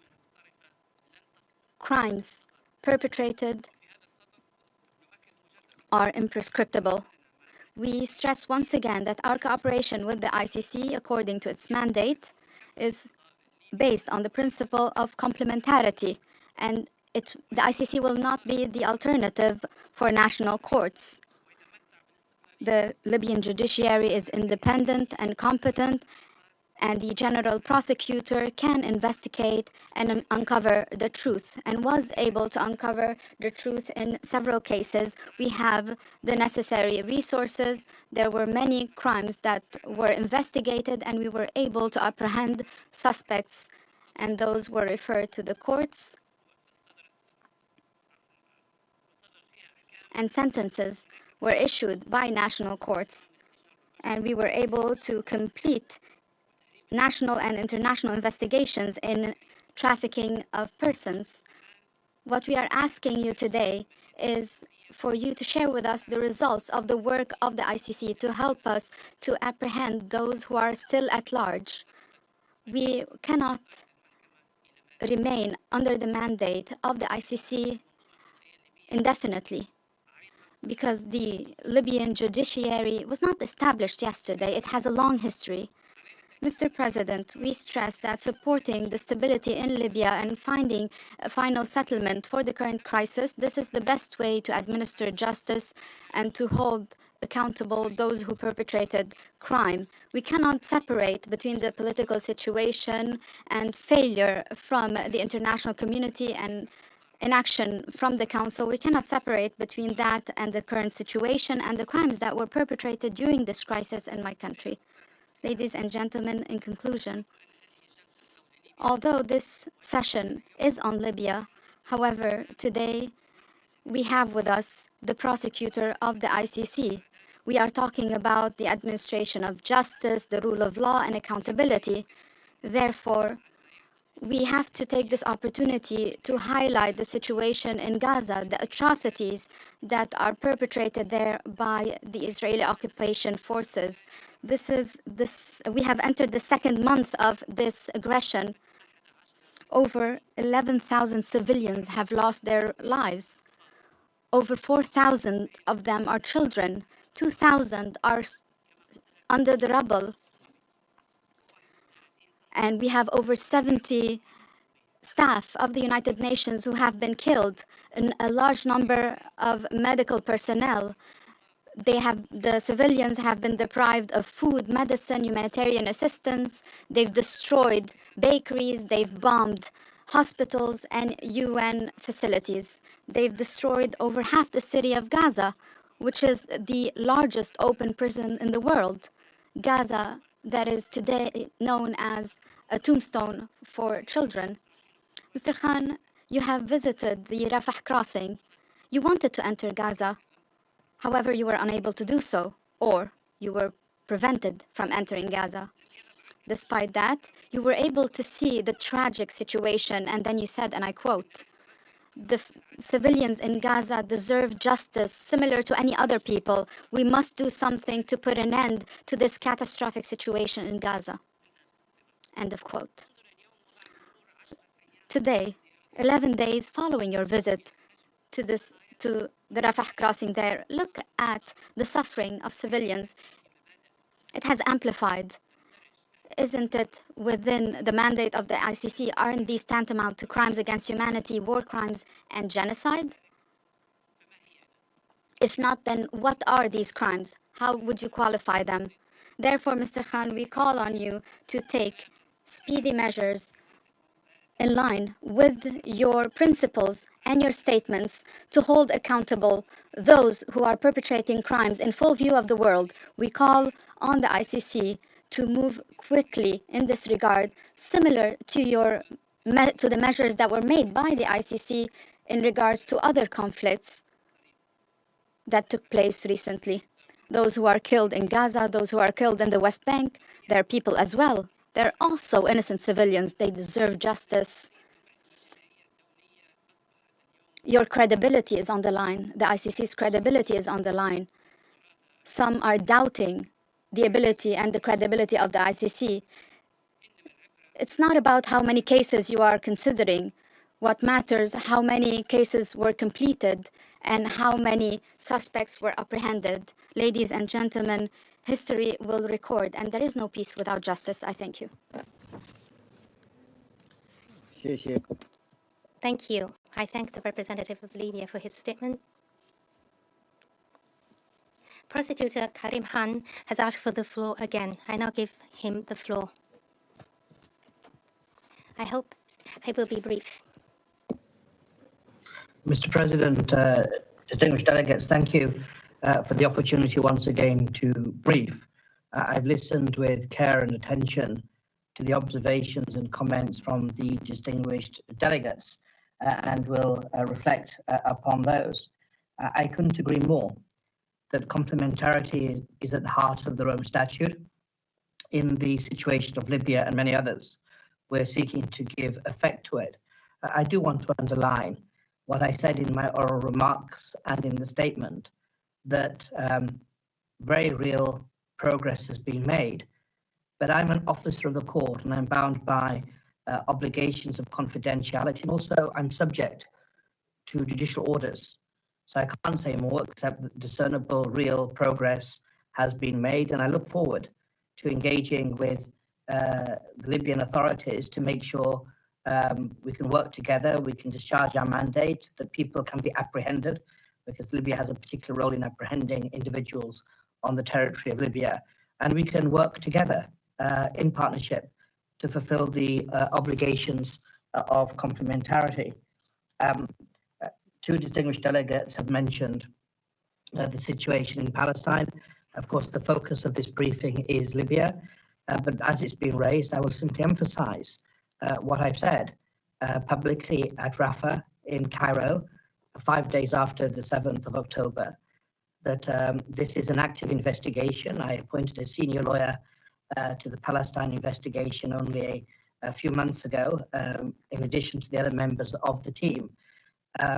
I've called repeatedly, aware of the international concern, the seriousness of the allegations that we're seeing, that hostages should be released, that there shouldn't be missile strikes from Palestine into Israel or from Israel into Palestine that would be said to target civilians, that the principles of distinction, proportionality and precaution must be honoured, and very importantly, that without further delay, humanitarian relief supplies must be allowed in. This is what the Secretary General of the United Nations has underlined.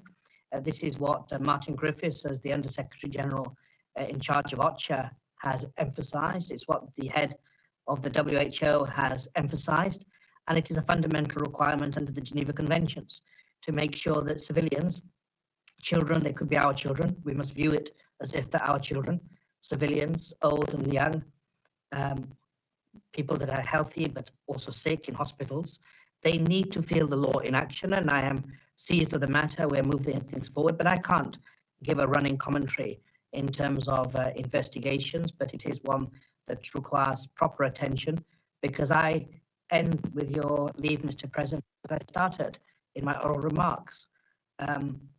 Every human life matters equally, and as I emphasized in Cairo, that there are no such thing as children of a lesser God. Everybody has worth, every life is precious, and every life must feel the protection and the value of the law. And I think that commitment that I have given is one that we can try to deliver on together, not by polemics, but by way of partnerships. So I just wanted to address that as it was raised by two delegates as well.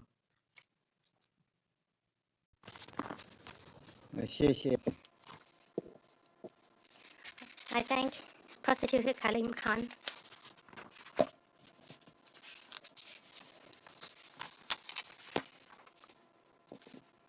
There are no more names on the list of speakers. The meeting is adjourned.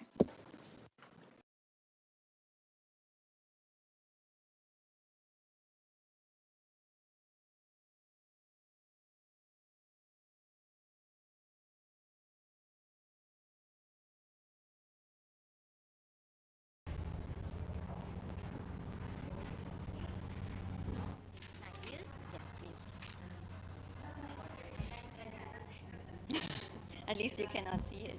So we don't need to see your foot. My leg.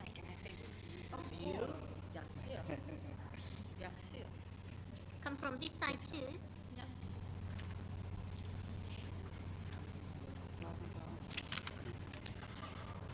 Good morning. We would like to make this statement on behalf of the following members of the Security Council, as well as incoming members that are states parties to the Rome Statute of the International Criminal Court: Albania, Ecuador, France, Gabon, Ghana, Guyana, Malta, the Republic of Korea, Sierra Leone, Slovenia, United Kingdom, and our own countries, Japan and Switzerland. We thank the ICC prosecutor, Mr. Karim Khan, together with his team, for presenting the 26th report of his office to the United Nations Security Council on the situation in Libya, in accordance with the mandate provided by Security Council Resolution 1970. We recognize the efforts made by the prosecutor's office to advance the implementation of the renewed strategy for action on the situation in Libya, submitted in April of 2022. In particular, we welcome the significant progress made in the 4 lines of inquiry identified in the strategy, and note that the office anticipates to be in a position to outline a potential roadmap for the completion of its activities under Resolution 1970 in its next report. We also welcome that the office's continuous presence in the region has enabled it to further intensify contact with victims associations, and civil society organizations, thus enriching its investigations and providing access to key potential evidence.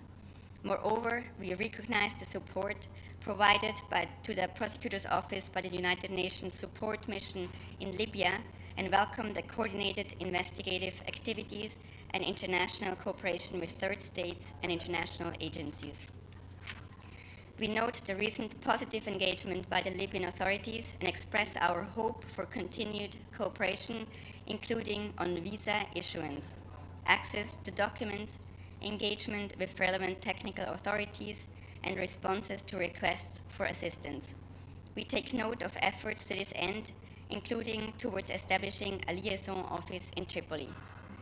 We reiterate that we will continue to comply with our cooperation obligations under the Rome Statute and encourage all states to fully support the court in carrying out its important mandate of ensuring justice for the victims of the most serious crimes under international law. Finally, we reconfirm our unwavering support for the court as an independent and impartial judicial institution of last resort. We reiterate our commitment to uphold and defend the principles and values enshrined in the Rome Statute and to preserve its integrity undeterred by any threats or measures against the court, its officials, and those cooperating with it, and we renew our resolve to stand united against impunity. Thank you very much.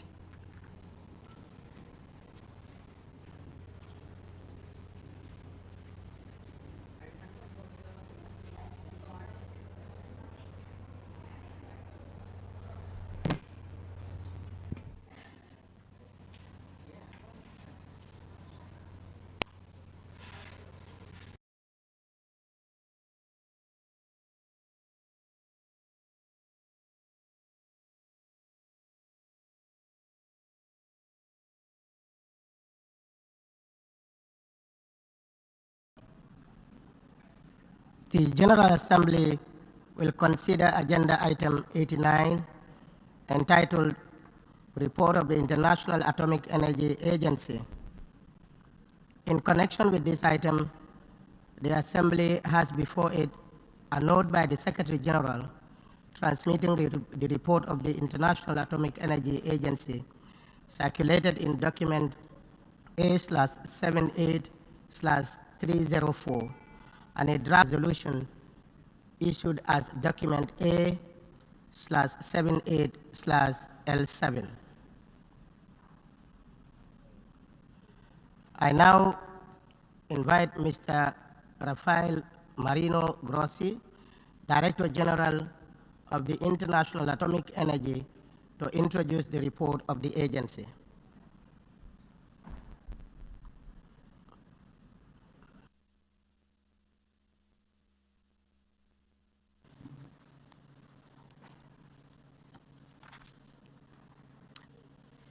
Mr. President, distinguished delegates, good morning.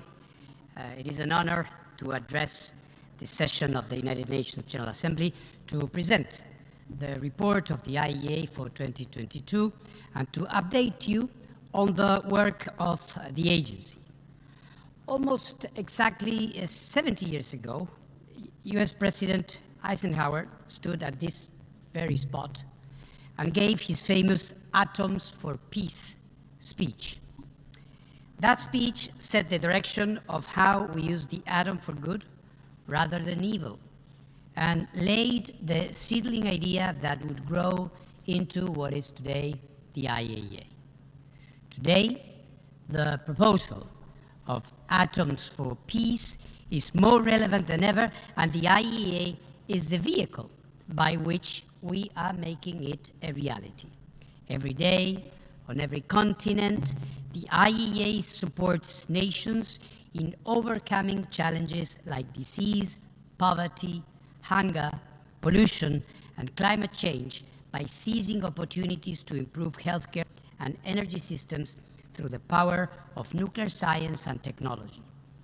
The IEA is best known as the world nuclear weapons watchdog, and we take that role very seriously. But it's worthwhile to remember that most of our member states joined the IEA because they want to improve the lives and livelihoods of their people through the peaceful applications of nuclear science and technology. Those uses are so versatile and varied that they directly assist countries towards achieving more than half the UN Sustainable Development Goals and indirectly towards all of them. Mr. President, let me begin by addressing the single challenge that cuts across all the SDGs and affects every person on this planet, climate change. I want to start here because we find ourselves at a critical juncture in the history of energy and our climate. Every one of us has a responsibility to think long-term and act decisively based on fact and science. It is clear that nuclear energy must be part of the equation if we are to meet our climate goals and build a sustainable future in which it is possible for humanity to thrive. UN stocktake attests we are not on track. Even after trillions of dollars spent on the green transition over the past 20 years, hydrocarbons still supply more than 80% of the world's energy. In those decades, nuclear power's share of global electricity production decreased by about half. Today, solar and wind technologies contribute to 5% of global energy supply. If that is to increase sustainably, these renewables will need a firm, low-carbon energy base. It is possible to decarbonize a large industrial grid. A number of countries have shown us this. They have also shown us that nuclear power plays, which brings together stakeholders in an effort to facilitate the timely and safe deployment of advanced reactors, including small and modular reactors. These reactors can be built in factories far away from their final destination, and their modularity allows for gradual investments as and when more capacity is needed. This makes nuclear energy particularly relevant and potentially more easily affordable to communities looking to power smaller and growing electricity grids. The potential of SMRs as part of the energy mix of developing countries is clear, and many of them have turned to the IAEA for guidance and for support. The growing interest in nuclear energy across the world is reflected in the IEA's projection. In its new outlook for global nuclear capacity for electricity generation, the agency increased its high case projection to 873 gigawatts by 2050. To achieve such growth will require a better investment playing field, and one that takes into consideration what they are: proven, safe, large-scale and long-term sources of low-carbon energy. Unlike fossil fuels, whose waste kills 8 million people a year, nuclear energy accounts for and carefully stores all its waste. Deep underground repositories are offering game-changing long-term solutions. In 2022, the agency continued to work with its member states across the fuel cycle, including in areas of waste management and decommissioning, holding conferences, publishing status reports, and conducting peer review missions. Nuclear energy is not only there to decarbonize electricity grids, it will be key to decarbonizing other sectors too, because it is able to produce sustainable heat for homes and industry and to produce large amounts of hydrogen. It is also able to provide drinking water via desalination. Nuclear energy is a force for good, and nuclear safety and security are paramount. That is why my teams of safety and security experts and I crossed the front lines of the war in Ukraine to establish an ongoing expert presence at the Zaporizhzhia nuclear power plant. We have worked tirelessly to try to prevent a nuclear accident from bringing even more suffering to those who are already bearing so much. In nuclear, safety and security come first.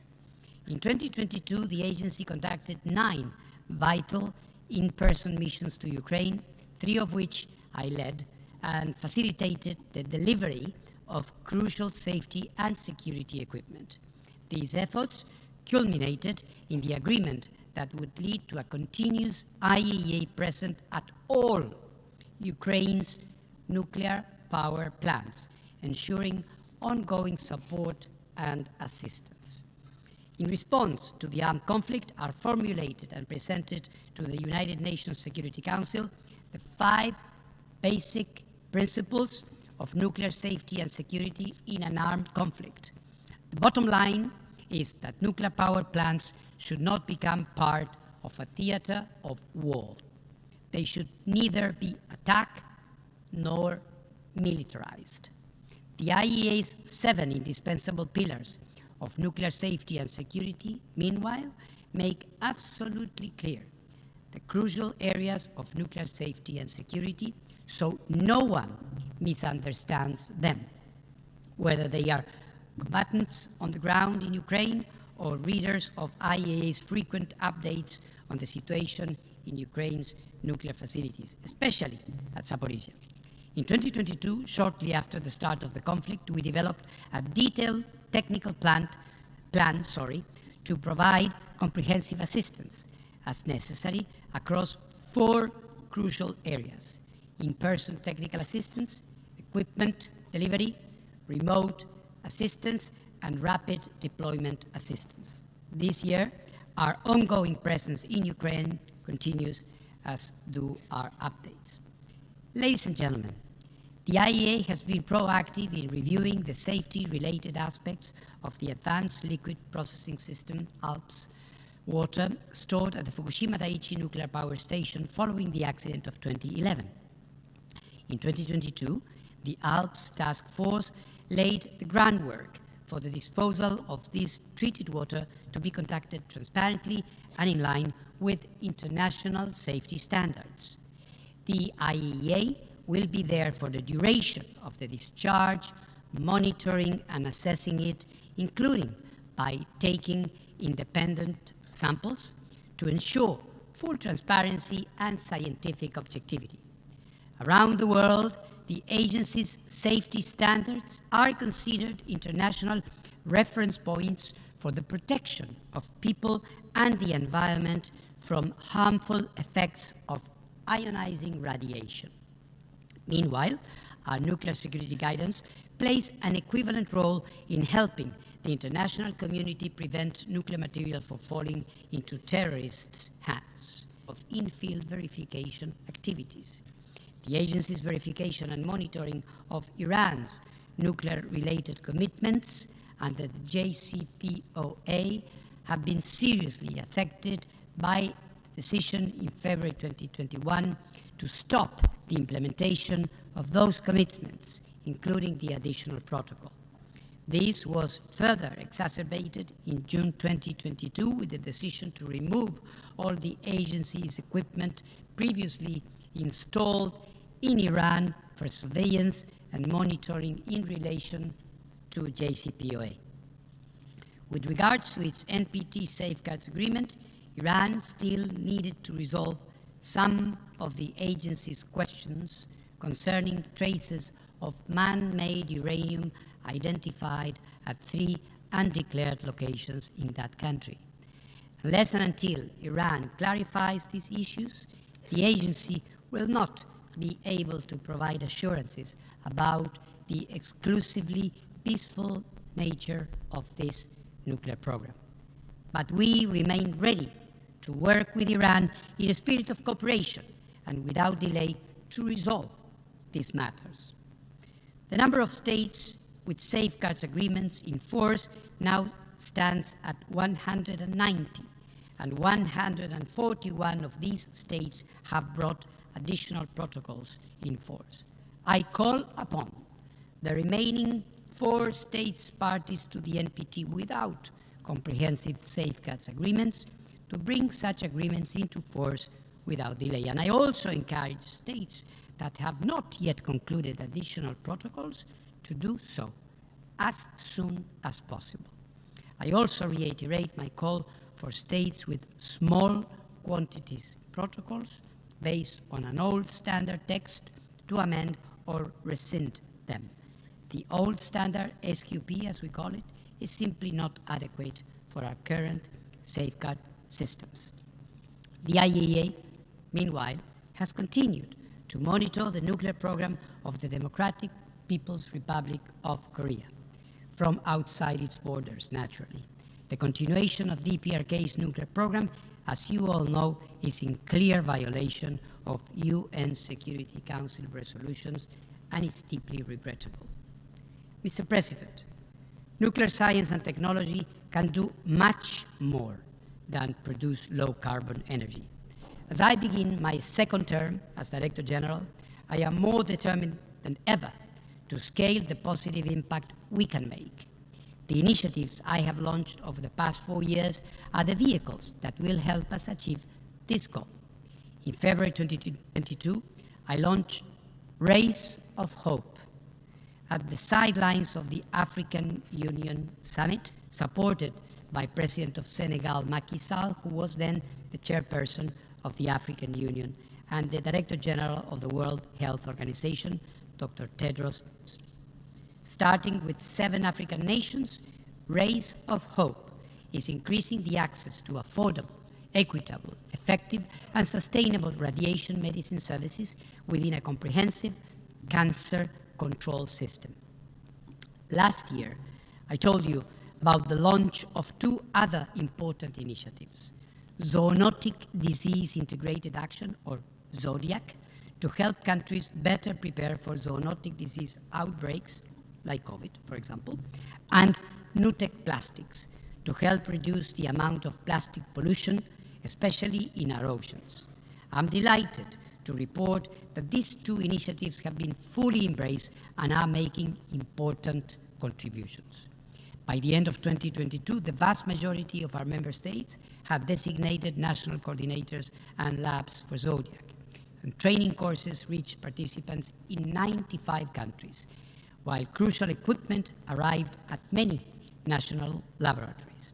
Meanwhile, Nutec Plastics is supporting countries considering establishing pilot plans for plastic waste recycling and those seeking to monitor marine microplastics through isotopic tracing. Mr. President, the health and climate crisis we face have been compounded by a food crisis.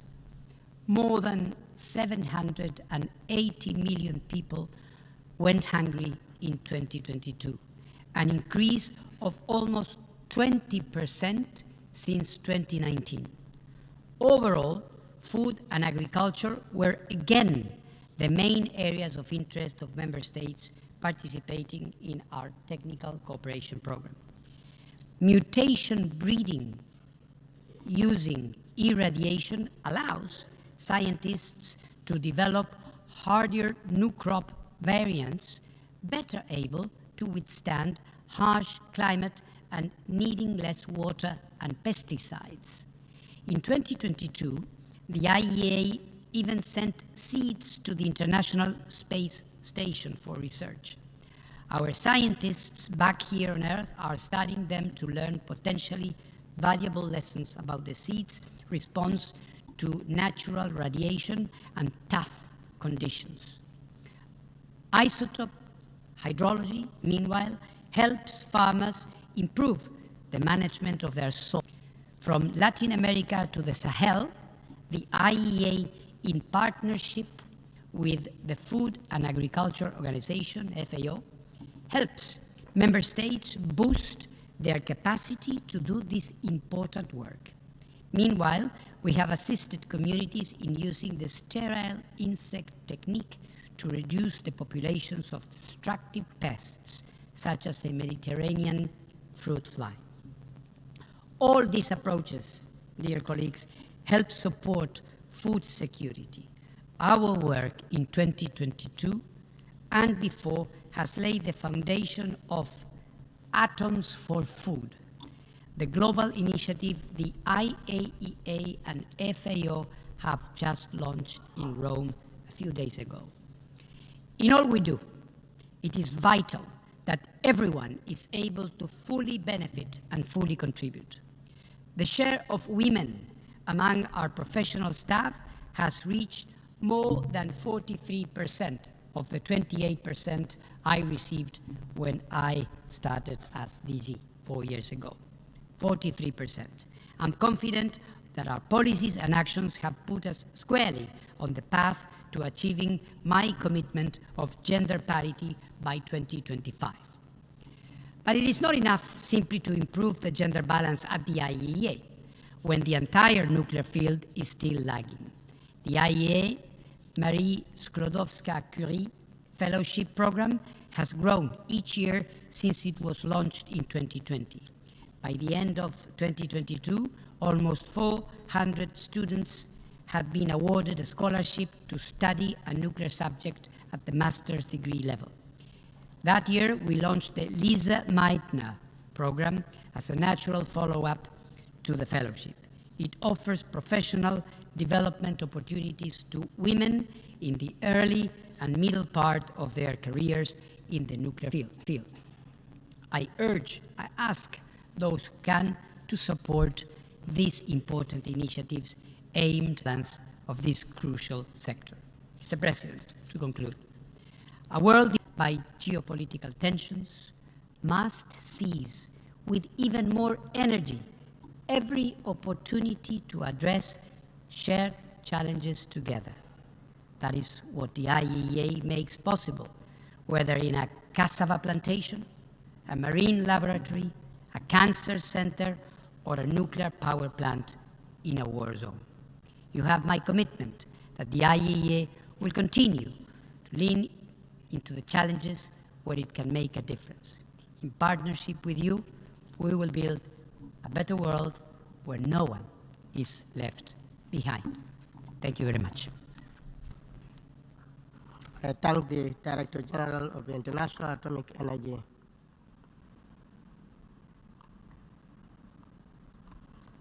I now give the floor to the distinguished representative of Argentina to introduce draft resolution A/78/L7.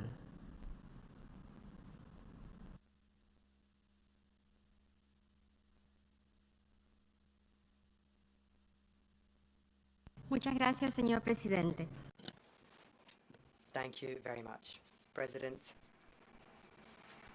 Director General of the IAEA, distinguished delegates. I have the honor to present to the General Assembly draft resolution A/78/L7, entitled Report of the International Atomic Energy Agency, and I am pleased to do so on behalf of Argentina, which holds the chair of the Board of Governors of the IAEA for the 2023-24 period.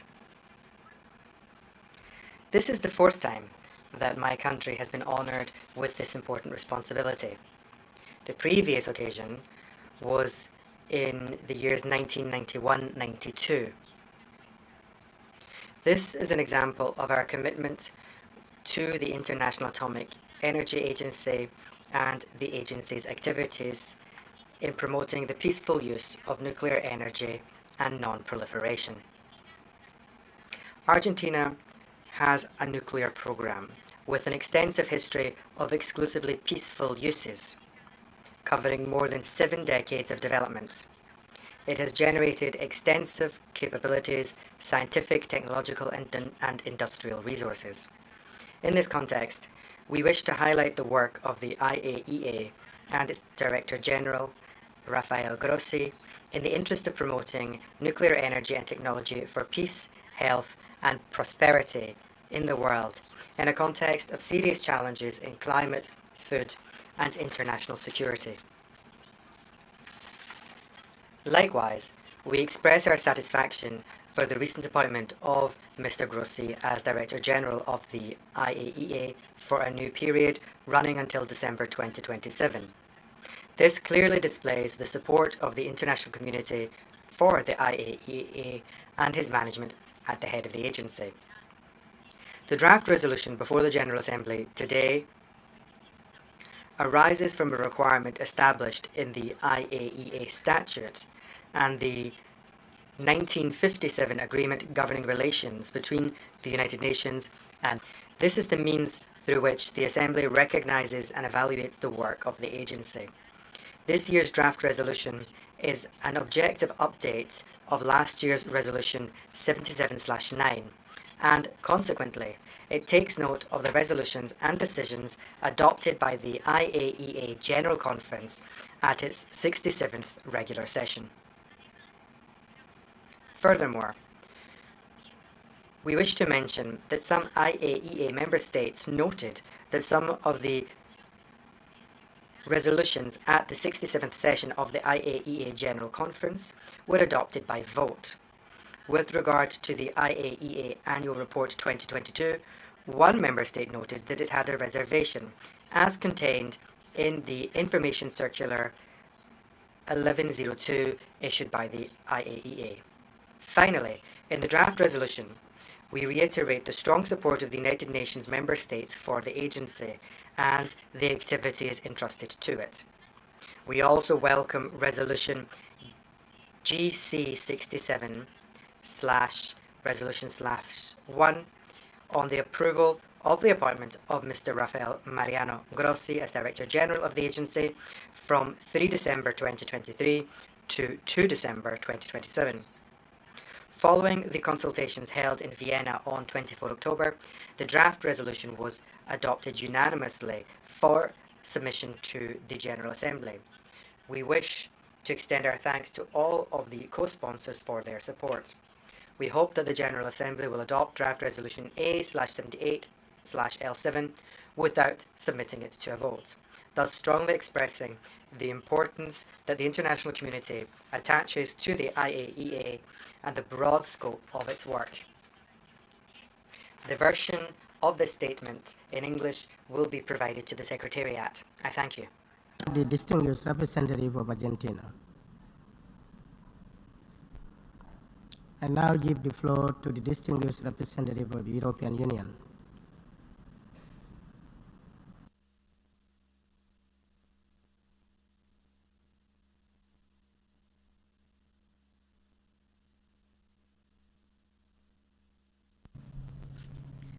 Thank you, Mr. President. I have the honor to speak on behalf of the European Union, North Macedonia, Montenegro, Albania, Ukraine, the Republic of Moldova, and Bosnia and Herzegovina, Norway, Monaco, and San Marino aligned themselves with this statement. We will be pleased to join consensus on the report of the International Atomic Energy Agency, highlighting the agency's indispensable role as outlined in its mandate, Atoms for Peace and Development. We congratulate IAEA Director General Rafael Grossi for his reappointment and reaffirm our strong support for the agency's technical, independent, and impartial work.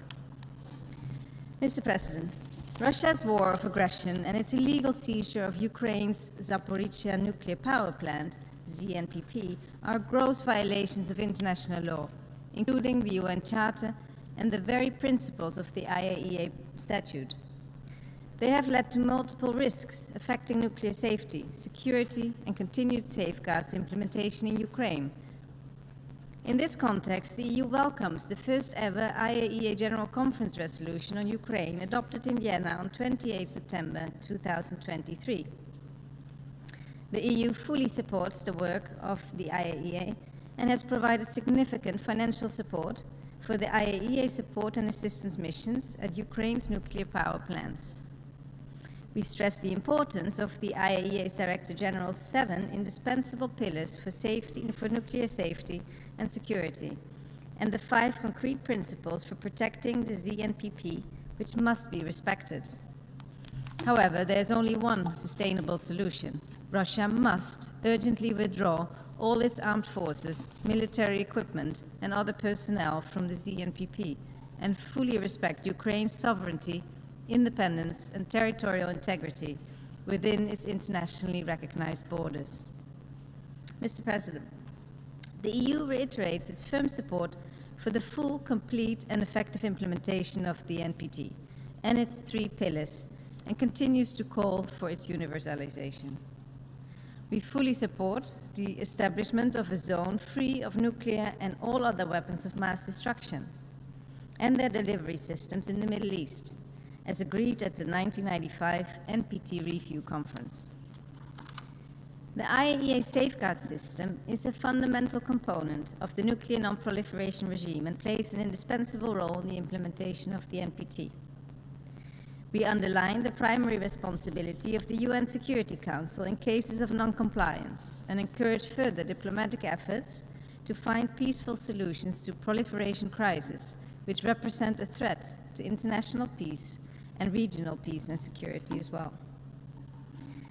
As a key security priority, the EU will continue to invest diplomatically and politically to ensure that Iran does not acquire a nuclear weapon. The risk of a nuclear proliferation crisis in the region has further increased as a result of Iran's escalating nuclear trajectory. Concrete and sustained moves of nuclear de-escalation are needed to help restore trust. Iran must cooperate in full with the IAEA without further delay to resolve all pending safeguards issues, in accordance with its legally binding obligations under its NPT Comprehensive Safeguards Agreement. We strongly condemn the de-designations by Iran of experienced agency inspectors. The EU urges Iran to reverse these regrettable unilateral measures, which affect in a direct and severe way the agency's ability to conduct effectively its verification activities in Iran, including the monitoring of the JCPOA. The EU remains committed to the JCPOA and calls on all states to support the implementation of Resolution 2231. The EU commends the IAEA for its regular updates on its verification and monitoring activities of Iran's nuclear commitments under the JCPOA and on the implementation of the NPT Safeguards Agreement in Iran. We strongly urge Iran to reverse all activities inconsistent with the JCPOA and return without delay to its full implementation, including of all transparency measures. We also urge Iran to return to the implementation of the additional protocol and to seek its ratification. The EU calls on Iran to work with the agency in earnest and in a sustained way towards the fulfillment of the commitments contained in the March 2023 joint statement. The European Union remains gravely concerned about the continued development by the Democratic People's Republic of Korea of its nuclear and ballistic missile programs, in clear violation of relevant UN Security Council resolutions. The EU urges the DPRK to engage in meaningful discussions with all relevant parties to build a basis for sustainable peace and security, and to take steps aimed at pursuing complete, verifiable, irreversible denuclearization of the Korean Peninsula.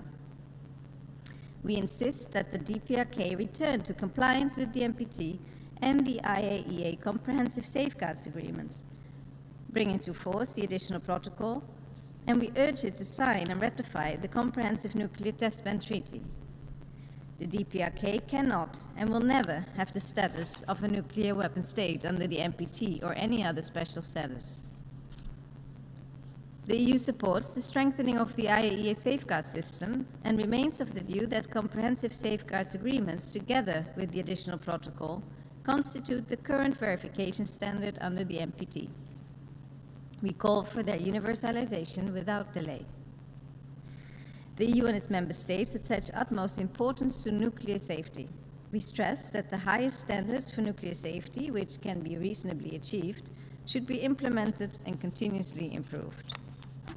We encourage all UN member states to promote a strong nuclear safety culture, and we will continue to provide assistance worldwide, including through the European Instrument for International Nuclear Safety Cooperation, with a budget of €300 million. We look forward to the next ICONS Ministerial Conference in May 2024, with a view to strengthening global nuclear security. As one of the largest donors to the IAEA's Nuclear Security Fund, the EU recognizes the IAEA's central role in facilitating international cooperation and assisting member states to build their capacities against nuclear security threats and risks. We encourage all UN member states to join the International Nuclear Safety and Security Conventions and adhere to the Code of Conduct on the safety and security of radioactive sources. As civil nuclear installations are not designed for armed conflict situations, it is important to identify the challenges in applying safety standards and security guidance. The EU and its member states reaffirm their long-standing commitment to the IAEA's Technical Cooperation Program. We support the agency's activities in order to reach the Sustainable Development Goals, including in the context of the UN Climate Change Conference. We welcome the IAEA's strong commitment to gender equality in order to achieve gender parity and mainstream gender in all programs and projects. The EU is proud to be the largest donor to the IAEA's Marie Curie Fellowship that helps to increase the number of women in the nuclear field. I thank you, Mr. President. I thank the distinguished representative of the European Union. I now give the floor to the distinguished representative of Singapore.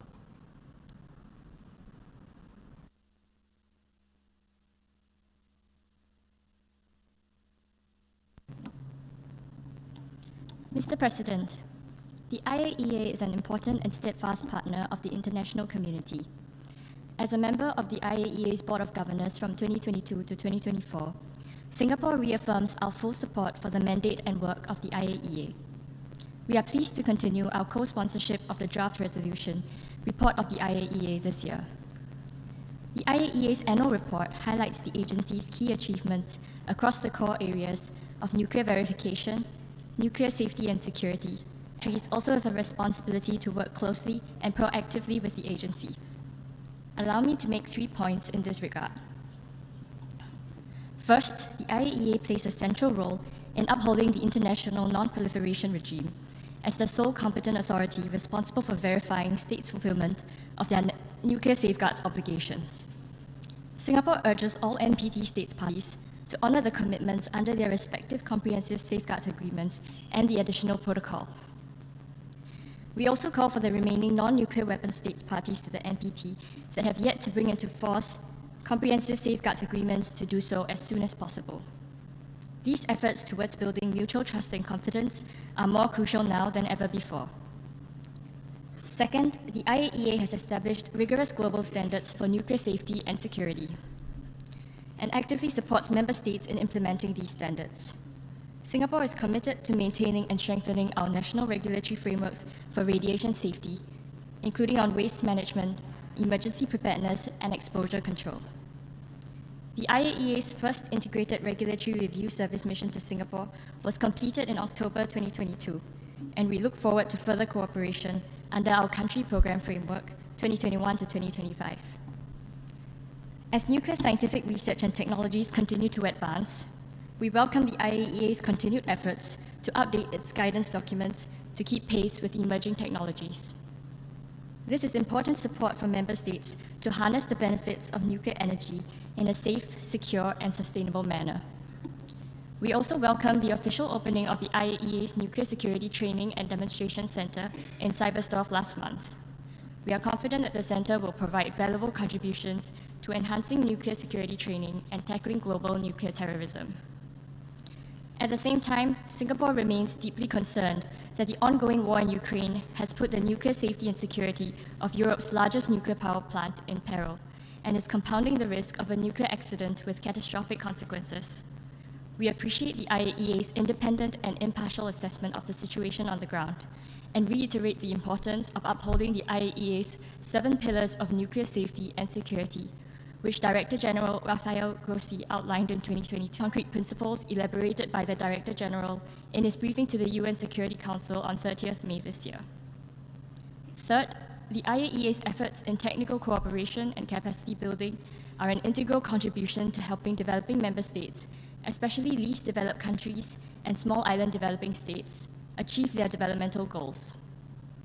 Singapore reaffirms the inalienable right of all states parties to the peaceful uses of nuclear science and technology, in accordance with Article 4 of the NPT. As an active technical cooperation partner of the agency, Singapore will continue to support the IAEA in ensuring the effectiveness of the technical cooperation program, including through renewing the Singapore IAEA Third Country Training Program and through the 2019 IAEA ASEAN Practical Arrangements. Mr. President, in conclusion, Singapore extends our deepest appreciation to Director General Grossi and his staff for the continued professionalism, objectivity, and technical competence they have brought in carrying out their duties in the past year. We also appreciate the active engagement of the IAEA's Liaison Office in New York and Director of the New York Liaison Office, Ambassador Vivian Okeke. Singapore stands ready to work with all member states and the IAEA to ensure that the agency remains fully able to discharge its mandate. Thank you. I thank the distinguished representative of Singapore. I now give the floor to the distinguished representative of Chile.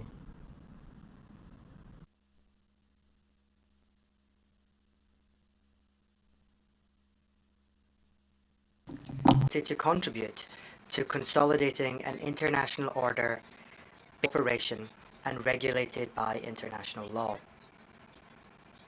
We reiterate our firm commitment to the peaceful use of atomic energy, in accordance with the provisions of Article 3 of the agency's statute. Recognizing the contribution of the use of this type of energy in global efforts to achieve the goals of the 2030 Agenda for Sustainable Development, such as health, agriculture, water and food inter alia. We recognise the professional, technical and independent work carried out by the agency and the important role it plays in safeguards, physical safety and security, technical cooperation, promotion and facilitating research, development and the practical application of atomic energy for peaceful purposes. We value flagship agency projects such as the Rays of Hope initiative in the field of cancer care and the Integrated Measures Against Zoonotic Diseases program aimed at strengthening national capacities in this field. We wish to make special mention of the initiative Nuclear Technology for Plastic Pollution Control. This project is of great interest to Chile in the framework of implementing our foreign policy entitled the Turquoise Foreign Policy, which prioritizes initiatives focused on combating and mitigating the global climate crisis and the ocean protection and management agendas. Mr. President, Chile attaches paramount importance to the technical cooperation work provided by the agency. In this context, the Annual Report 2022 provides information on a number of activities hosted on national territory or with the participation of my country's representatives. We commend that the IAEA has an of utmost importance. We point out that to date, Chile holds the presidency of the Representative